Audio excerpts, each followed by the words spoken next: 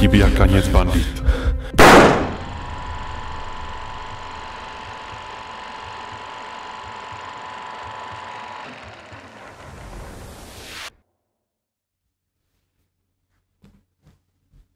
V této epizodě se podíváme na vznik a vývoj původní ruskojazyčné mafie, která působila jak v dobách carského Ruska, tak v raném Sovětském svazu. Popíšeme si její původ, příkré změny po socialistické revoluci, druhoválečné rozštěpení a její cestu k moci. To vše bude doplněno krátkými příběhy klíčových zločinců své doby. Scénář této epizody vychází zejména z knihy Marka Galeottiho Vor v zákoně. Ale moje kniha Temné spisy na vás již čeká v knihkupectvích. Konec úvodu, nyní se vydejme směr Ruské impérium.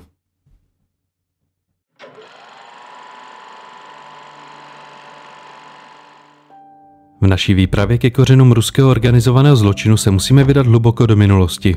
Do doby, kdy ruskému impériu vládli carové, lidé byli nevolníci a ti, kteří se tomuto systému vzepřeli, byli označováni za bandity. Právě příběhem jednoho z nich začíná naše putování. Jeho jméno je Ivan Osipov, ale široká veřejnost ho zná spíše pod pseudonymem Vaňka Kain. Jde o jakéhosi ruského Jánošíka, který se stal ve zdejším folkloru legendární postavou a občas se na ně odkazuje i současná ruská mafie, nazývaná Bratva. Ta však své kořeny vidí spíše v období sovětské nomenklatury a perestrojky. Oproti Janošíkovi či Robinu Hoodovi kolem Kaina ale nevznikla pohádka o jeho čestných úmyslech a boji proti vrchnosti. Šlo jednoduše o schopného zločince, kterému se podařilo vmísit do bezpečnostních složek státu, kde se mu povedlo stvořit základ specifické ruské provázanosti úřadů a podsvětí. Šlo o jakéhosi zlepšovatele již fungující korupce a právě proto je jeho příběh všeobecně přijímán jako základ ruského zločineckého prostředí. V době před Vaňkou Kainem, tedy do poloviny 18. století, se organizovaný zločin objevoval nejvíce ve venkovském prostředí, ve kterém se nacházelo nejvíce obyvatel této rozlehlé agrární říše. Tehdy vládla ruská bojarská dynastie Romanovců, jejíž vláda proměnila Moskevskou Rus v největší zemi světa. Na západní hranici vedly četné války s Polsko-Litevskou unií a ukrajinskými kozáky, čím získali pod svá křídla území dnešního Běloruska, Pobaltí a Ukrajiny. Na své jižní hranici podnikali výboje na Kavkaz a do pouští střední Asie, kde se potýkali s nezdolností tamnějšího muslimského obyvatelstva. V neposlední řadě také kolonizovali Sibiř, kde zabírali území původním obyvatelům. Kvůli nově nabité rozloze Ruska a typickému prostředí, střídající nekonečné lesy a stepy, byla většina venkovských sídel odříznuta od okolního světa. Nejbližší obce se nacházely stovky kilometrů daleko a carská vláda zde vládla pouze na papíře. Krom velkých měst zde neexistovaly úřady zastupující stát a reálnou moc drželi v rukách šlechtičtí majitelé obcí, souhrnně označovaní jako dvorjané. Tito lidé vlastnili vše, co se na jejich přiděleném území nacházelo, včetně obyvatel. Běžní lidé tedy fungovali jako rolníci, kteří většinu svých výdobytků odevzdávali vrchnosti. Oproti západní Evropě se ale v Rusku práva rolníků v průběhu času neustále stenčovala a jejich největší stenčení přichází za dob cara Petra I. Ten zrušil všechna jejich osobní práva a navíc zavedl povinné vojenské odvody. Tato kombinace učinila z ruských rolníků, alias mužiků, prakticky otroky. Stejné podmínky platily pro takzvané burlaky, kteří oproti mužikům nepracovali na polích, ale tahali lodě a vory proti proudu řeky. Popis ruské společnosti 17. a 18. století je sice velmi zajímavý, ale my se nyní vrátíme zpět ke zločinu. V nastíněných nelidských podmínkách se tehdy čas od času objevili odvážlivci, kteří utekli z panské půdy a začali žít jako vyhnanci. Všudy přítomné kruté prostředí pak tyto odvážlivce donutilo páchat majetkovou i násilnou trestnou činnost, kdy například kradli hospodářská zvířata, vybírali obecní sýpky nebo přepadávali pocestné. Jednotlivec ale zde neměl šanci uspět a tak se uprchlí rolníci a vojenští dezertéři shromažďovali do jakýchsi zbojnických band. Právě tady zlehka vznikají kořeny venkovského banditismu, který ještě má s typickou ruskou mafií pramálo co společného. Ačkoliv měli změní bandité nepsaný statut vyhnanců, tak se po okolí pohybovali v celku svobodně. Seskupovali se totiž do malých kočujících skupin, které však mezi sebou téměř nikdy nespolupracovaly. Tím se lišili od zahraničních skupin, které fungovaly dle přísného hierarchického systému. Příkladem může být předchůdkyně sicilské Kozy Nostry, takzvaná Garduňa. Potíže tedy nepřicházely skrze organizovanost podsvětí, ale skrze velké množství malých skupin, které nekontrolovatelně zaplavovaly ruský venkov. Co se týče organizovanosti a počtu členů, se těmto měřítkům vymykali pouze zloději koní, kteří skýtali pro tehdejší společnost opravdové nebezpečí. Koně byly tou dobou velmi vzácný artikl, který představoval dopravní prostředek a pracovní nástroj, bez kterého se neobešla žádná vesnice. Bandy, které se zaměřovaly na krádeže koní, čítaly stovky členů a vyznačovaly se vysokou organizovaností. Dokonce v průběhu let vznikla teritoria, do kterých si zavedené skupiny navzájem nezasahovaly. Všechny měly vypracované stezky, kterými pašovali kradené koně do sousedních provincií či guberní, aby se vyhnuli případnému odhalení. Na těchto stezkách měli vybudované skrýše v lesích nebo jeskyních, kde během dlouhých cest odpočívali a ukládali koně. Sofistikovanější bandy využívali dále špiony, takzvané ševronisty, kteří měli podplacené vesnické staršiny, díky kterým se kradené koně vmísily mezi ty obecní. Činnost špionů sebou také přinášela první případy výpalnictví, kdy zloději nabízeli ochranu obecních koní. Pro vesnice, které neměly vlastní strážníky, to bylo výhodnější, než o koně přijít a bandité navíc utráceli v jejich vsích za zboží a ženy. Jistým paradoxem je, že zloději koní působili spíše jako prostředníci mezi vesnicemi, které se obchodováním de facto okrádali mezi sebou. Právě v tom spočívala vysoká společenská nebezpečnost jejich skutků. Jistě nemusím zdůrazňovat, že tato činnost stála na vrcholu pomyslného žebříčku výnosnosti všech nelegálních aktivit. To však sebou přinášelo i druhou stranu mince, kterou bylo její aktivnější potírání, následované velmi drastickými tresty. Jejich pronásledování a trestání se mimo policistů účastnili běžní rolníci, pro které znamenala ztráta koní existenční problém, čím se dostáváme k tématu tehdejších represí. Právě represe se stanou druhou příměsí koktejlu, který stvoří typickou ruskou mafii. Stát byl totiž dlouhodobě lhostejný k otázce ochrany života, zdraví a majetku svých poddaných, ale současně tvrdě trestal sebe menší provinění. Rusko od roku 1703 disponovalo velmi podfinancovanou, neefektivní a nepočetnou policií, kterou navíc soustřeďovalo v metropolích. Věc dopadení vzpurných mužiků tak de facto náležela majiteli panství, který neměl kapacity je dlouhodobě pronásledovat. Ruský venkov se tak pomalu, ale jistě začal zaplňovat novou odnoží ruské společnosti, která si v průběhu staletí vyvine vlastní morální kodex, jazykový žargon či rozlišovací tetování. Vymáhání práva zde nebylo stěžováno jen proklamovanou rozlehlostí, ale i kulturní rozmanitostí. Mnoho lidí tehdejší i dnešní ruskou společnost vnímá jako homogenní celek, ale pravdou je, že tehdy i dnes je Rusko multietnickým státem. Horští stepní muslimové z Kavkazu a střední Asie, původní obyvatelé Sibiře, katoličtí Poláci či protestantští Baltové navíc vnímali bezpečnostní složky jako utlačovatele. Podle toho také vypadala spolupráce rolníků s orgány, která byla pro pronásledování zločinců klíčová. Na území obývaném pravoslavnými Slovany byla situace v důsledku nevolnictví velmi podobná, až na případy nebezpečných zlodějů koní. Ti jediní vyloženě ohrožovali přežití obce a proto zde byla součinnost s vrchnostenskou policií žádoucí. Kvůli narůstajícím počtům zbojnických band a jejich útoků se v průběhu 17. a 18. století vyvinuly tzv. Samosoudy, které řídily vesnické samosprávy občiny. V době před Vaňkou Kainem šlo o jediný efektivní způsob, jak zabránit absolutnímu bezpráví. Tyto soudy rozdělily zločiny na dvě skupiny, přestupky a zlodějiny. Přestupkem mohlo být třeba pytláctví nebo krádež dřeva z panského lesa, ale zlodějina v sobě nesla jakési morální odsouzení, jako například vražda, žhářství či úmyslné poškození úrody. První skupina zločinů bývala někdy tolerována, ale ta druhá sebou přinášela tvrdé tresty. Ty se vyznačovaly velmi originálními a trýznivými způsoby usmrcení pachatele.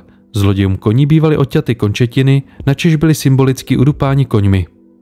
Vrchnost však existenci samosoudu sledoval jen s velikou nelibostí, jelikož tak vznikaly paralelní struktury s vlastním pojetím spravedlnosti a jejich činnost někdy odporovala ruskému právu. Soudy totiž vycházely z přesvědčení, že souzení pachatele jsou mužici stejně jako oni a proto jim náleží právo je trestat. Kvůli zmíněnému podfinancování byli policisté velmi špatně placeni, což logicky vedlo k zanedbávání povinností a ke korupci. Korupce se už tehdy nesla napříč celou ruskou veřejnou správou jako pomyslná červená nitka a nevyhýbala se žádnému z úřadů. Pro zajímavost uvedu dochovaný citát ruského generálního prokurátora adresovaný caru Petru Velikému. My všichni krademe, jediný rozdíl je v tom, že někdo více a otevřeněji než ostatní. Tento způsob myšlení byl následně Ruskem exportován do všech dnešních postsovětských zemí. Oproti dalším evropským velmocím, mezi které patřilo třeba Rakousko, Prusko nebo Francie, vydávalo Rusko na bezpečnost pouze zlomek prostředků. Zbylé peníze raději investovali do již přefinancované armády, která se soustředila pouze na boj s vnějším nepřítelem. Kvůli tomu také vznikl nový druh rolnických policistů napojených na samosoudy, kteří sice nosili carské uniformy, ale nebyli státními zaměstnanci. Bandité si je ve svém jazyce pojmenovali uriadníky a později se stanou odstrašující součástí budoucího zločineckého kodexu. Zajímavé také je, že v rámci policie bylo na základě soudního precedentu legální přijmout úplatek do výše 500 rublů. Roční plat obecního strážníka činil v polovině 19. století 422 rublů, čím se tyto úplatky staly významnou součástí jejich platů. Právě to mimo jiné způsobilo pozdější enormní infiltraci bezpečnostních sborů. Zmíněnou infiltrací se tak dostáváme i ke klíčovému příběhu bandity Kaina, který položí základy původní ruské mafie. Ivan Osipov se narodil někdy v roce 1718, kdy pomalu končila vláda Petra Velikého. Narodil se do rodiny nevolníků v obci Ivaševo v Rostovském okrese přibližně 200 km východně od Moskvy. O jeho rodičích prakticky nic nevíme, krom toho, že pocházeli z nedaleké obce Bolgachinovo a krom Ivana měli ještě syna Prokofie. K jeho osobě se dochovalo pouze vojenské hlášení z roku 1748, kdy byl odveden do armády. Ivan, kterému se familiárně přezdívalo Vaňka, byl v době svého dětství veden pouze k roli nevolníka, aniž by kdokoliv tušil, kým se v průběhu života stane. V jeho 13 letech ho obec prodala do Moskvy bohatému obchodníkovi Filjatjevovi, u kterého měl pracovat jako sluha. Filjatjevovi ale bylo slušné chování cizí a choval se ke svému služebnictvu mimořádně zle. Po 4 letech neustálého ponižování se rozhodl svého pána okrást a utéct. Druhý den ho Filjatjevovi poskoci dopadli v moskevských ulicích a za trest ho nechali připoutat na dvoře vedle medvěda. Brzy na to šla jedna mladá služebná nakrmit medvěda a spoutanému mladíkovi sdělila, že když byl pryč, tak na tomto dvoře došlo k potyčce s vojákem, kterého nechal Filjatjev zabít a hodit do studny. Mladík se po vykonání svého trestu vydal do kanceláře moskevské tajné policie, kde udal veliteli Saltykovi svého pána. Když se ukázalo, že hovořil pravdu, tak byl Filjatjev zatčen a Vaňkovi byla dle tehdejších zákonů udělena svoboda. Vaňka ale neměl kam jít a tak brzy zakotvil jako bezdomovec v okolí mostu Všech svatých, kde sídlil gang kapsářů jistého Sašky Miza. Hned na to se k ním přidal a společně s nimi okrádal Moskvany v okolí zmíněného mostu. Zde nejspíše získal svoji slavnou přezdívku Kain, kterou brzy vyměnil za příjmení Osipov. Není zcela jasné, proč získal zrovna tuto přezdívku, jelikož vychází z biblického příběhu o Kainu a Abelovi, přičemž Kain je synonymum pro bratrovraha. Kvůli své zločinecké činnosti byl jednoho dne roku 1738 vzat do vazby, ale ještě před soudem mu z vězení pomohl jeho přítel Petr Romanov, přezdívaný Kamčatka. Vaňkovi bylo jasné, že se v Moskvě nebude moc delší dobu ukázat a proto utekl podél řeky Volhy až do Astrachaně. Tam brzy zjistil, že ho zdejší obyvatelé považují za uprchlého mužika a proto se připojil ke skupině zdejších povolských kozáků. Díky nim se seznámil se světem venkovských banditů, jejíž kulturu si během několika málo let perfektně osvojil.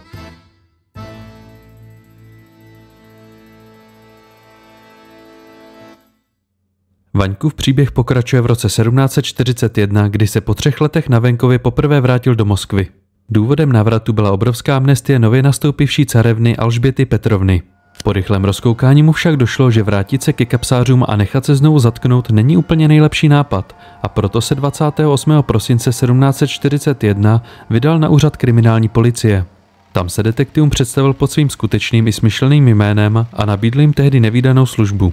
Dle návrhu se měl stát zvláštním agentem moskevské policie a přitom pokračovat dál ve své kriminální kariéře. Podle jeho tvrzení to byl nejlepší způsob, jak proniknout do temného světa podsvětí. Vedení úřadu s jeho nabídkou souhlasilo, ale byl nucen jim písemně přiznat všechny své dřívější skutky, aby na něj měli případně páku. Právě z dochovaných policejních záznamů známe všechny dříve zmíněné informace o jeho působení v Moskvě a útěku do Astrachaně. Ještě v ten den přivedl Vaňka policisty do tajné skrýše, kde se ukrývali jeho dřívější známí. Během 2 měsíců se mu podařilo rozkrýt několik zločineckých sítí a dopadnout 37 pachatelů, za což mu byl poskytnut 3členný tým. Kvůli krytí a zachování povahy zločince si v moskevské čtvrti Zariadě otevřel malé kasíno, kde se brzy začalo scházet celé moskevské podsvětí. Důvodem byla záhadná imunita podniku, jelikož do něj nikdy nevkročila policejní noha. Kain tak měl všechny paduchy pod jednou střechou a znal všechny jejich problémy, tajemství i ekonomickou situaci.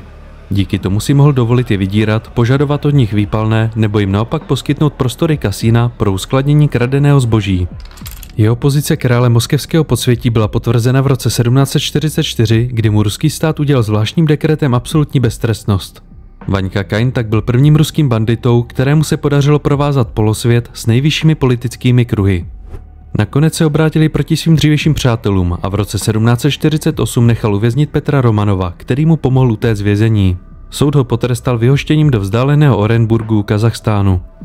Kainův pád přišel brzy poté, když Moskvu zasáhl velký požár, po kterém následovalo zjevně organizované rabování. Za organizátora byl úřady označen Vaňka Kain, na základě čehož mu carevna Alžběta zrušila zajištěnou beztrestnost. Byl zatčen a mezi lety 1749 až 1755 pobýval ve vazební věznici, kde údajně podplácel strážné, kteří mu zajišťovali poměrně luxusní život. V červenci 1755 byl zvláštní komisí odsouzen k trestu smrti, který mu byl brzy změněn na nucené práce. Kvůli označení nebezpečného odsouzence mu byly roztrženy nosní dírky a na tváře a čelo mu bylo vycejchováno slovo vor, což znamená zloděj. Byl poslán pracovat do estonského přístavu Rogervik a o rok později měl být přesunut na Sibiř, kde jeho stopy definitivně končí. Příběhu Vaňky Kaina se ujal lidový folklor, který z něj časem udělal legendární postavu. Díky dochovaným policejním záznamům ale známe jeho skutečný životopis. Obě dvě verze příběhu nám však říkají to samé. Chceš-li být v Rusku úspěšný zločinec, spolupracuj s úřady. Jenom tak na okraj uvedu, že tento styl se ujal i na Slovensku během 90. let, kdy tamnější podsvětí řídila Slovenská informační služba. Již během Kainova uvěznění došlo k obnovení 5000 poničených domů, které schvátil požár, a město se vrátilo zpět do svého běžného režimu. Současně s tím se opět vynořily gangy všelijakých zlodějů, kapsáři, bytaři a mnoho dalších. Skrze Kainův příběh byla otevřena dosud zapovězená cesta mezi státem a podsvětím, ale zmizením hlavní postavy příběhu mizí jeden důležitý prvek, a tím byla struktura. Obnovené pouliční bandy fungovaly stejně jako ty vesnické zcela samostatně, bez struktury vedení a systému podřízenosti. Kvůli tomu zůstane ruský zločin po mnohá desetiletí stále roztroušen. Ačkoliv se následující událost nedá považovat za první pokus jednocení vesnických banditů, tak bude z našeho pohledu zajímavá. V oblasti mezi Uralem a Povolžím, kde se dříve pohyboval Vaňka Kain, se v roce 1772 vynořila postava kozáka a bývalého carského vojáka Jemeliana Pugačova. Ten dříve věrně sloužil Rusku, ale kvůli nezjištěnému důvodu byl z armády propuštěn. Poté se 2 roky potuloval po zmíněném území a byl stejně jako Kain považován za uprchlého rolníka. Kvůli tomu se chtě nechtě zblížil se zbojníky, kteří mu jako jediní mohli poskytnout ochranu. On se však nechtěl stát banditou a proto využil vesnických klepů o údajném přežití zesnulého cara Petra III. Pugačov tedy začal jezdit po vesnicích a tvrdil prostému lidu, že je svržený car a nyní hledá dobrovolníky pro boj proti šlechtě, která ho odstavila od moci. Jeho slova přesvědčila rolníky, kozáky i bandity, kteří se jednotně postavili na stranu svrženého cara. Jeho návrat na trůn však nedopadl dobře a byl 10. ledna 1775 oficiálními úřady popraven na Blatném náměstí v Moskvě. Pro nás je však důležitější role zbojnických band, které se poprvé v takovémto měřítku spojily do jednoho celku. Jejich motivací ovšem nebyl boj za spravedlnost, ale možnost zbohatnout a získat moc, ať už během povstání nebo v době nové vlády. Konec povstání znamenal pro vesnické bandity to samé jako deportace Kaina pro ty městské, opětovné rozpadnutí rodící se jasně definované struktury. U strnutí na primitivní formě banditismu uzavírám první kapitolu, se kterou nám současně končí 18. století. Další kapitola nás zavede do století 19. a počátku 20., které se ponesou již v duchu rozvinutí ruského kriminálního světa.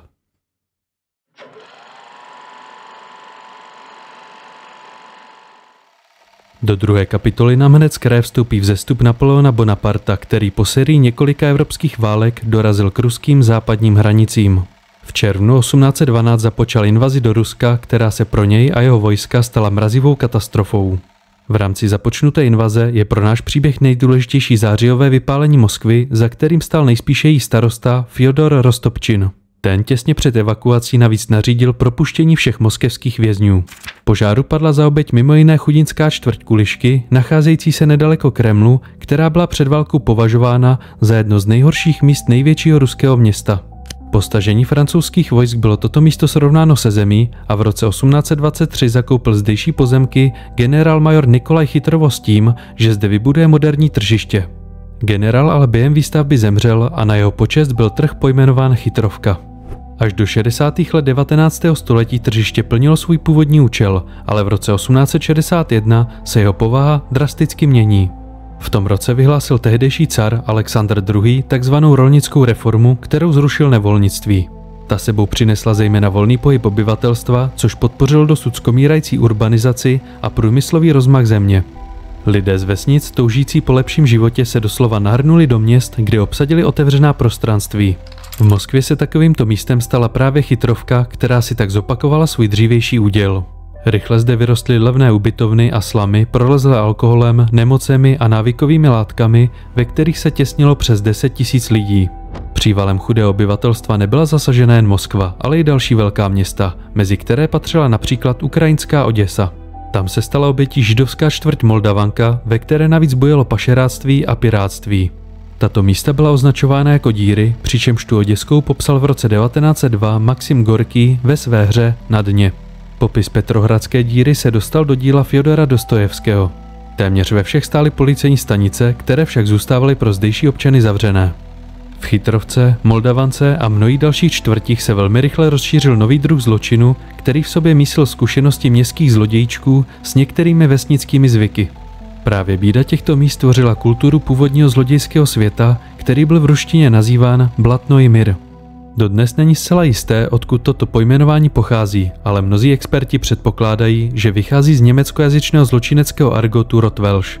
Tím mluvili německy hovořící zločinci v Německu, Rakousku, českých zemích a Polsku. Blatný mír má tedy vycházet z jejich slova blatr, tedy zloděj. Do Ruska se měl tento tajný jazyk dostat skrze obchodníky navštěvující okupované Polsko. Základ tohoto světa tvořila vyhaslá naděje nad možností společenského postupu a opovržení nad světskými i církevními hodnotami. Tito zločinci si začali vytvářet vlastní společnost, vlastní hodnoty a dokonce i vlastní jazyk. V průběhu desetiletí pak nejdříve dojde ke sjednocení a následnému rozdělení této kultury na několik pomyslných světů. To bych ale předbíhal. Hlavní dominantou nového blatného světa byla bobtnající města, kde od zrušení nevolnictví drasticky vzrostl počet obyvatel. Ve většině velkých měst se populace až do vypuknutí první světové války zčtyřnásobila.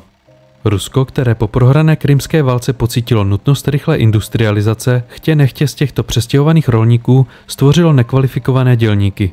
Městská společnost však průběh společenských změn příliš nereflektovala a zůstávala silně hierarchickou, kde změnění dělníci stáli na pomyslném konci.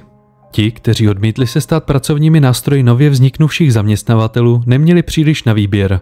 Muži se stávali zloději a ženy většinou prostitutkami. Takovýto život se týkali dětí, které se mnohdy do tohoto prostředí již narodili a de facto neznali venkovský svět svých rodičů nebo svět aristokracie či průmyslníků. Mnohé z nich se staly v důsledku smrti rodičů naprosto bezprizorní a žili jako bezdomovci. Ty, které byly sirotky vojáků, měly možnost volby tím, že se mohli přidat do moskevské posádkové školy, kde z nich stát vytvářel nové vojáky. Sociální nestabilita, chudoba, absence bezpečnosti a vykořenění tradičních úloh vesnické společnosti stvořila nutnost vzniku neoficiální kooperace mezi samotnými dělníky. V dírách tedy začaly živelně vznikat nezapsané spolky lidí, kteří měli mezi sebou různé vazby. Mohli to pracovní směnu v jedné továrně, původní obyvatele jedné vesnice či cechovní spolky spojené řemeslem. Všechny tyto skupiny se jednotně nazývaly artěly a vytvořily novou kulturu sociální hierarchie a roli jednotlivých členů v místech, kde doposud vládnul jen chaos. Každý člen komunity měl jasně definované místo a podle toho také přispíval do fungování artělu. Na vrcholu hierarchie stál vždy tzv. Staršina, který celou komunitu zastřešoval. Zcela logicky začal docházet k situacím, kdy jednotlivé artěly mezi sebou spolupracovaly nebo se přímo spojovaly. Potichu a nenápadně tak vznikala nová paralelní městská společnost zcela odpojená od té tradiční. Šlo o zcela odlišné světy, rozdělené neviditelnou hranicí, kterou carský stát neviděl a ani vidět nechtěl. Toto tvrzení může ilustrovat například činnost policistů, kteří do chudinských čtvrtí ani nechodili a vstupovali do nich jen v případě razí. Právě absence bezpečnosti nás přivádí ke vzniku speciálních zlodějských artělů, které měly zpočátku charakter těch cechovních, tedy řemeslných. Dávali se dohromady kapsáři, bytaři, padělatelé, únosci, vyděrači a další poddruhy zločinců. Právě tady někde vznikají zmíněný blatný svět, který tou dobu ještě neměl své specifické prostředí, ale šlo o jeden druh artělu. Tehdy ovládali starší zločinci, kteří ještě pamatovali dobu feudálního nevolnictví a přetrvávala v nich určitá pachuť a rozhořčení nad oficiální ruskou společností. Neměli žádnou motivaci spolupracovat s úřady, natož se stát součástí nově se rodící raně kapitalistické společnosti. Pohybovali se většinou v chudinských čtvrtích a jen málo kdy se odvážili loupit v dobře střežených místních částech. Své obchody prováděli v levných hospodách nebo vykřičených domech v souladu s jejich kulturou. Také začaly vznikat společné pokladny, později pojmenované občaky, které fungovaly jako skupinový fond na podplácení úředníků či na podporu svých členů. Pro blatný svět byla navíc typická otevřenost a existence nepsaných pravidel, což umožňovalo celkem snadný vstup do tohoto světa. Aniž by si to starší blatní uvědomovali, tak právě jejich otevřenost vlákala do jejich náručí novou generaci zločinců, kteří již neznali čistě feudální prostředí ani zvyky tradiční vesnické společnosti. Šlo o zmíněné bezprizorní děti, které čekal buď osud žebráků nebo nekvalifikovaných dělníků. Ani jedna varianta jim nenabízela možnost slušného živobytí či kariérního postupu. Blatní, kteří ještě neměli potíže předávat své zločinecké řemeslo dál, se jich ujali a začali je využívat pro své akce. Například bytaři je využívali pro jejich malý vzrůst a mohli se jednodušeji dostat do bytu nebo hlídkovali v průběhu loupeží. Často šlo o mladé chlapce mezi 10 až 18 lety. Vzrůstajícího trendu městské zločinnosti si povšimly úřady, které měly od poloviny 19. století povinnost vést statistické údaje. Z nich mimo jiné vyplývá, že počet spáchaných trestných činů a odsouzených narůstal v přímé úměře s vlnami průmyslového rozmachu. Ačkoliv nebylo pro ženy v blatném světě formálně místo, tak i z jejich řad vyrostlo několik zvučných zločineckých jmen. Nejznámější z nich byla polská podvodnice Sofie Blufsteinová, známá spíše jako Sonia Zlatá ručička. Ta se stala v 70. letech 19. století členkou zločineckého artilu Klub červených srdcí, který obrážel západní gubernie ruského impéria a ve kterém se nacházeli vážení členové tehdejší společnosti. Společně s dalšími zločinci se věnovala různorodé trestné činnosti, od podvodů či padělání přes loupežná přepadení až po vraždy. Jako příklad jejich skutků uvedu případ z října 1884, kdy se seznámila v oděské kavárně Fanconi s bohatým bankéřem Dogmarovem. Představila se mu jako Sofie San Donato a požádala ho o rozměnění tisícové bankovky. Zjistila, že bankéř pojede nočním vlakem do Moskvy a přitakla mu, že ona také. Dogmarov jí tedy nabídl místo ve svém spacím kupé, kde se náramně bavili. Když se ráno probudil, tak zjistil, že se jeho společnice vypařila i s jeho penězi a cennými papíry v hodnotě 43 000 rublů. Nakonec jí dopadl proslulý petrohradský detektiv Ivan Dmitrijevič Putilin, který se v našem příběhu ještě objeví. Po svém odsouzení se na sklonku života seznámila se slavným spisovatelem Antonem Pavlovičem Čechovem, který zaznamenal její příběh. Většina žen v tomto prostředí však byla pokládána za majetek, který si nezaslouží žádný respekt. Jejich mužské prostředí je buď stylizovalo do role matky nebo prostitutky, přičemž oběma opovrhovali. Zločinci, kteří přišli do světa blatných ženatí a své ženy neopustili, měli nově nastavený vztah jako mezi otrokem a pánem. Příklad klubu červených srdcí nám ukazuje, že spojení mezi blatným a tím legitimním světem se koncem 19. století nevyhnutelně blížil. Starší zločinci pomalu stárli a umírali, zatímco ti mladí se v útlém věku naučili jejich dovednosti a měli tak možnost svůj dále zdokonalovat. Právě generace tehdejších bezprizorních dětí, která nalezla ukotvení v blatném světě, sebou přináší další vývojovou fázi ruského organizovaného zločinu. Mladí zločinci, nepamatující feudální doby, měli oproti svým předchůdcům touhu se stát uznávanými členy společnosti. Tato možnost se jim naskytovala zejména díky kapitálu, kterým disponovali a který je mohl uvést do legálního podnikatelského prostředí. Vstupem do této éry bychom ale přeskočili důležité aspekty jejich zločineckého světa, které si nyní rozebereme. V době, kdy moc v blatných artilech převzala nová generace, byl ukotven nejednotný kodex, kterým se museli organizovaní zločinci řídit. Šlo o jakýsi právní řád se základními pravidly, který byl doplňován konkrétními příkazy či zákazy.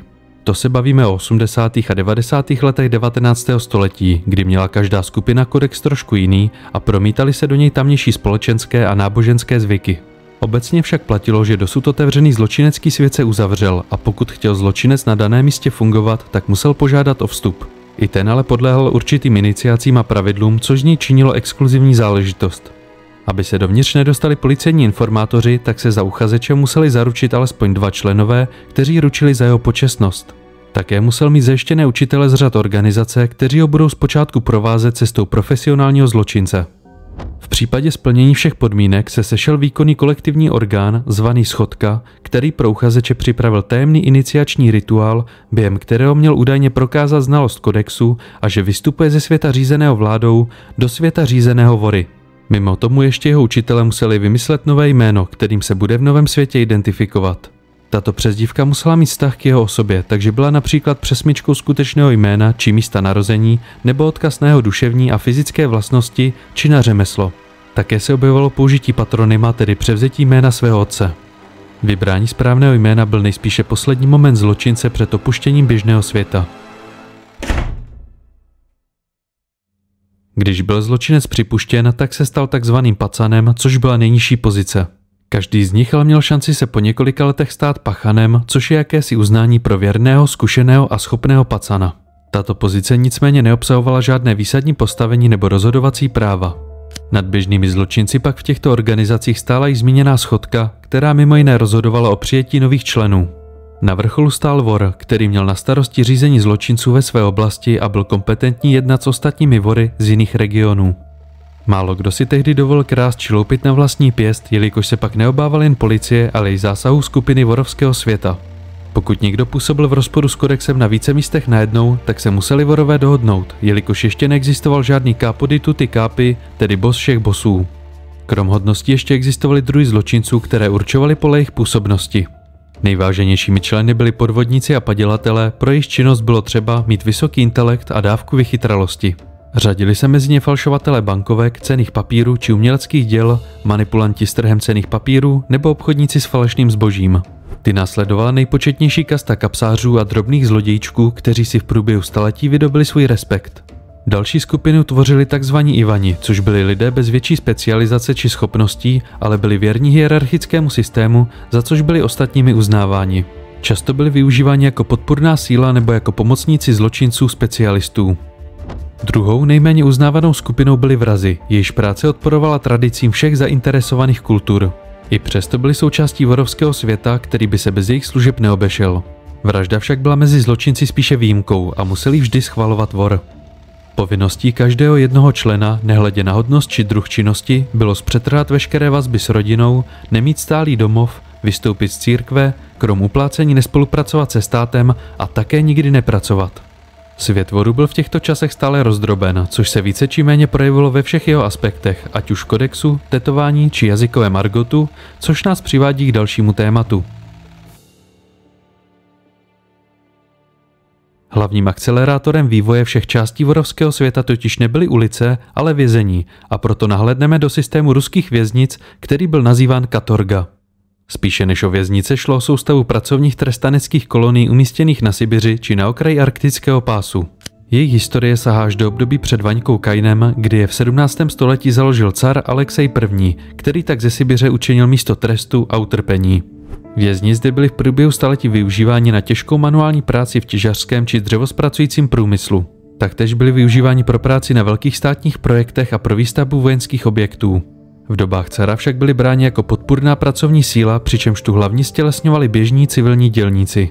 Tento koncept pak zcela otočí sovětská vláda. Právě carské věznice se staly prvním slučujícím prvkem, který pomohl navázat rodící se hierarchie pod jedno učení. Organizovaný zločin totiž bujel ve všech částech impéria a účastnili se o téměř všechny národy. Mezi vory bychom nalezli Rusy, Ukrajince, Poláky, Židy, Čečence a mnoho dalších. Právě kvůli rozmanitosti ruského impéria je označení ruská mafie poněkud nepřesné, jelikož se jedná o organizovaný zločin všech Rusy podmaněných národů, které přijali učení vorovského světa. Proto dnes není výjimkou, když média označí například gruzínské skupiny jako ruskou mafii. Navíc docházelo k častému stěhování mezi tábory, aby si trestanci nemohli utvořit skupinky mající odbojový potenciál. Tím docházelo k urychlení procesu prolnutí všech zločineckých skupin. Kriminální vězni pak odcházeli do svých měst provázáni společnou kulturou, jazykem a motivy tetování. Katorgy však sebou přinášely ještě jeden důležitý aspekt a tím bylo jejich rozdělení na kriminální a politickou část. Zatímco kriminálníci byli zbaveni mnohých práv a museli pracovat, tak političtí vězni směli korespondovat, svobodně debatovat a po táborech se volně pohybovat. Rozdíl mezi jejich životními podmínkami byl enormní. Když se zaměříme pouze na kriminální část věznic, tak i ty byly rozděleny. Šlo o neformální a do jisté míry neviditelné rozdělení, za kterým stáli vorové, kteří nesnesli být na stejné úrovni jako vězni, neznající jejich hierarchii. V časech budování a pomalého scelování zločineckého kodexu uvěznění vorové rozdělili vězně na tzv. Lidi a frajery. Slovo lidi totiž mělo v jejich jazyce i přídomek naši, Lidmi tedy zjednodušeně byli všichni ti, kteří uznávali a znali svět vorů, což jim poskytovalo kolektivní převahu nad těmi, kteří se ve vězení ocitli sami. Slovo frajer zase odkazovalo na jidiš a označovalo naivního člověka. Tito osamocení frajeři se pak během pobytu ve vězení stávali doslova otroky a sluhy profesionálního zločineckého světa. V dobách carského Ruska, kdy byly ještě věznice pod kontrolou strážných, však byly rozdíly mezi těmito skupinami méně viditelné než v dobách Sovětského svazu, který bestialitu vězeňského systému přivedl ke své dokonalosti. Život za zdmi věznic ale nebyl jen samá práce a poskytoval mimo jiné dostatek volného času, během kterého se mohla kultura vorů vyvíjet plným tempem. Nejčastější volnočasovou aktivitou byl zejména hazard, který se zde projevoval ve všech svých formách, ať už šlo o dámu nebo karty. Hazardní hry byly pevnou součástí zločineckého světa, během kterých mezi sebou soupeřili všechny jeho stupně a podporovali tak svoji soutěživost. Pravidla sázek se dokonce staly součástí kodexu, který upravoval všechny jejich náležitosti, zejména ustanovení o splácení dluhů. Sázelo se naprosto o vše, co si dokáže lidská mysl představit. Příkladem může být sazení dvoutýdenního přídělu potravin či léků nebo svého oblečení. Existovaly však extrémnější formy, kdy vor nabídl 2 své služebníky z řad frajerů, nebo to, že bude 3 roky v kuse mlčet. Ostatní zločinci po skončení hry důsledně dohlíželi na to, aby cena byla řádně splacena. Ti, kteří svůj závazek nedodrželi, pak byli dle kodexu zprovozeni ze světa. Nejoblíbenější byly mezi trestanci karty, které byly v katorgách zakázány a proto si je museli vyrábět sami. Výroba spočívala v sehnání kusu papíru, na který se nalepil mokrý kus chleba a nechal se uschnout. Na tvrdou kartičku pak umělecky nadaní trestanci kreslili po domácku vyrobeným inkoustem obrázky. A právě proces výroby karet nás přivádí k otázce a významu jejich výrazného tetování. Když jste vstoupili do katorgy, tak jste rázem přišli o všechny své osobní věci, oblečení, peníze či doklady. Vaše identita se rázem omezila na vaše jméno nebo přezdívku a pokud vás spoluvězni neznali, tak jste mohli být prakticky kýmkoliv. Jediné, co některé vězně spojovalo, byl nejdříve cejch a v pozdějších dobách tetování na obličeji představující slova vor nebo kat. Oboje představují synonyma pro zločince. Spousta kriminálníků však již v 18. století disponovala vytetovanými obrázky, které měly různé podoby a různé významy, nejčastěji vycházející z námořnického tetování. Rozvoj vorovského světa na konci 19. století sebou do věznic přináší další aspekt, který bylo třeba elegantně vyřešit. Ztráta oblečení a dokladů pro novou kastu vysoce postavených zločinců představovala jakési ponížení a zrovnoprávnění se všemi vězni. Tento problém byl postupně vyřešen vznikem obrázky zakódovanými identifikačními znameními vepsanými přímo do kůže. Tetování tak představovalo jakýsi osobní spis a doklad o zločincově postavení a jeho dřívějších činech, který mu nemohla vězeňská správa zabavit. Tetování se v průběhu desetiletí rychle vyvíjelo a rozhodně nebylo jen dominantou věznic. Vorovský svět disponoval svými tatéry i mimo věznice, kteří v průběhu času zaznamenávali příběhy svých souputníků. V tomto ohledu je třeba zmínit, že tatéři byli ve vězení velmi váženými osobami a požívali speciální ochranu. Často se jimi stávali umělci, kteří vyráběli hrací karty. Jejich do kůže vepsané umění vznikalo různými způsoby a materiály. Pro vniknutí do kůže používali buď obyčejné šicí jehly, anebo naostřené sponky do sešitů, které namáčeli v lepším případě do tuše, ale častěji do podomácku vytvořeného inkoustu. Jeho hlavní ingrediencí byly saze z ohořelých gumových bot, které následně míchali s močí. Mezi motivy se nejčastěji objevovala náboženská, politická, historická či erotická témata. Současně s tím můžeme vídat slovní zkratky či slova s přeneseným významem.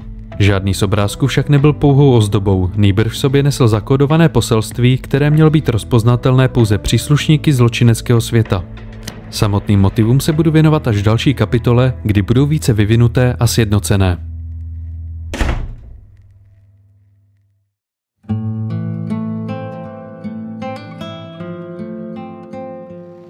Další výraznou kulturní záležitostí byl vznik jednoduchých melodických písní, které se podobaly šansonu a které dnes známe pod názvem blatné písně. Skrze ně vyjadřovali zločinci své nejniternější pocity, aniž by se stali terčem posměchu svých kolegů. Objevovala se tedy zcela pozitivní až romantická témata, která přecházela ke znuděnosti, vedoucí k zoufalství či nenávisti.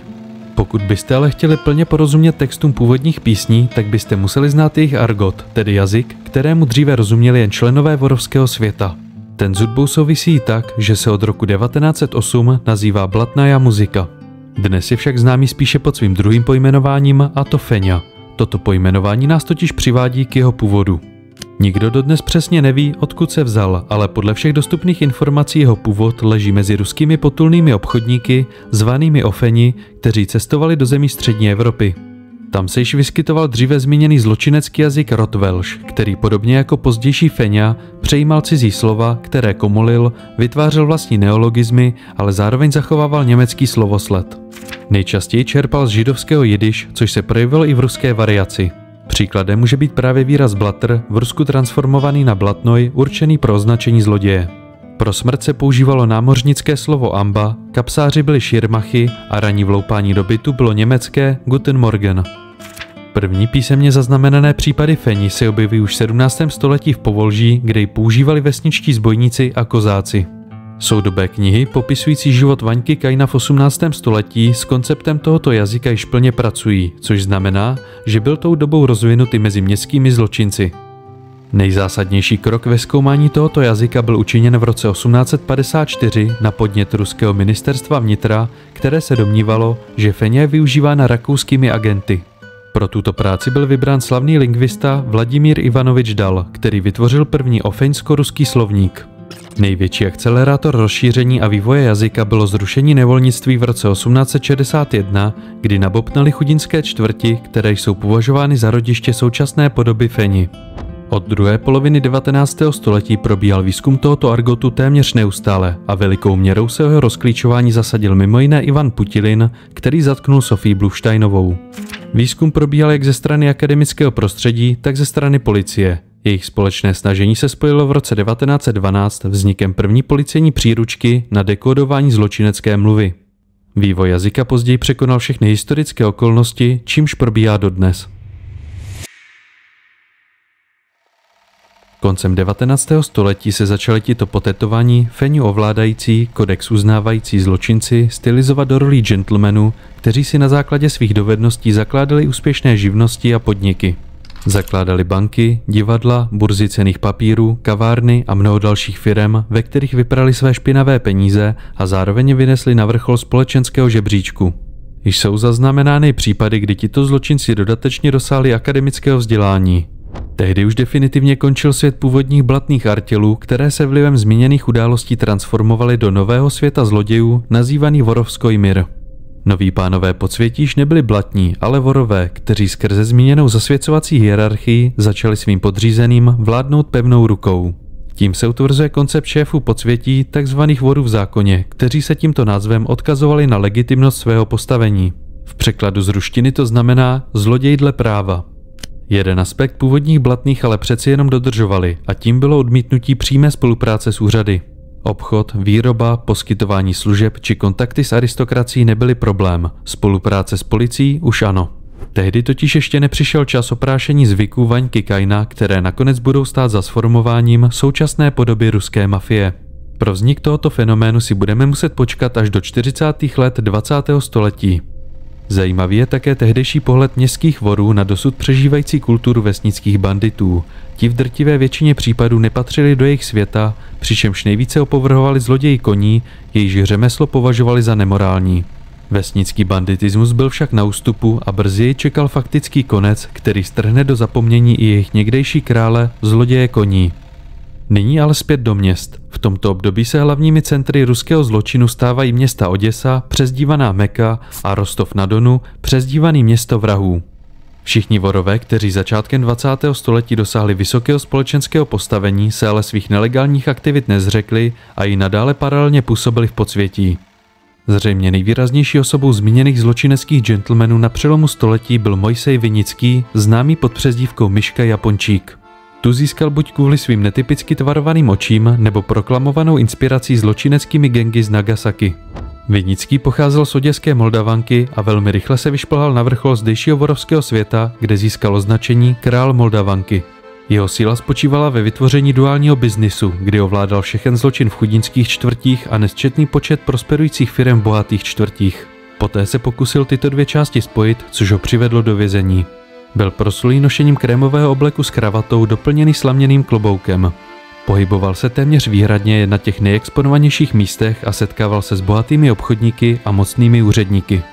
Jeho osoba se stala díky spisovateli Isaku Babelovi v ruském kriminálním prostředí natolik známou, že jeho přezdívku Japončík převzal v 90. letech vysoce postavený vor Vjačeslav Ivankov.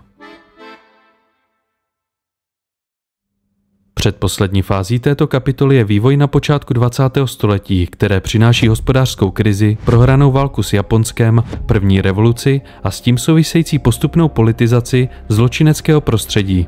Již v roce 1894 usedá na carský trůn poslední z Romanovců, Mikuláš II., který se stává symbolem tohoto přelomového období. Začátek jeho vlády se nesl ve znamení ekonomického rozmachu, který se brzy otočil v recesi. V důsledku toho se ve městech omezovala výroba, stoupala nezaměstnanost a začaly váznout dodávky potravin. Venkov na tom nebylo moc lépe, jelikož prudce klesala výkupní cena obilovin, což rolníky přivedlo na pokraj hladomoru. Říše se dále zmítala ve stále se vyostřujících etnických potížích způsobené násilnou rusifikací a omezováním volného pohybu Židů v tzv. Bledých osadách.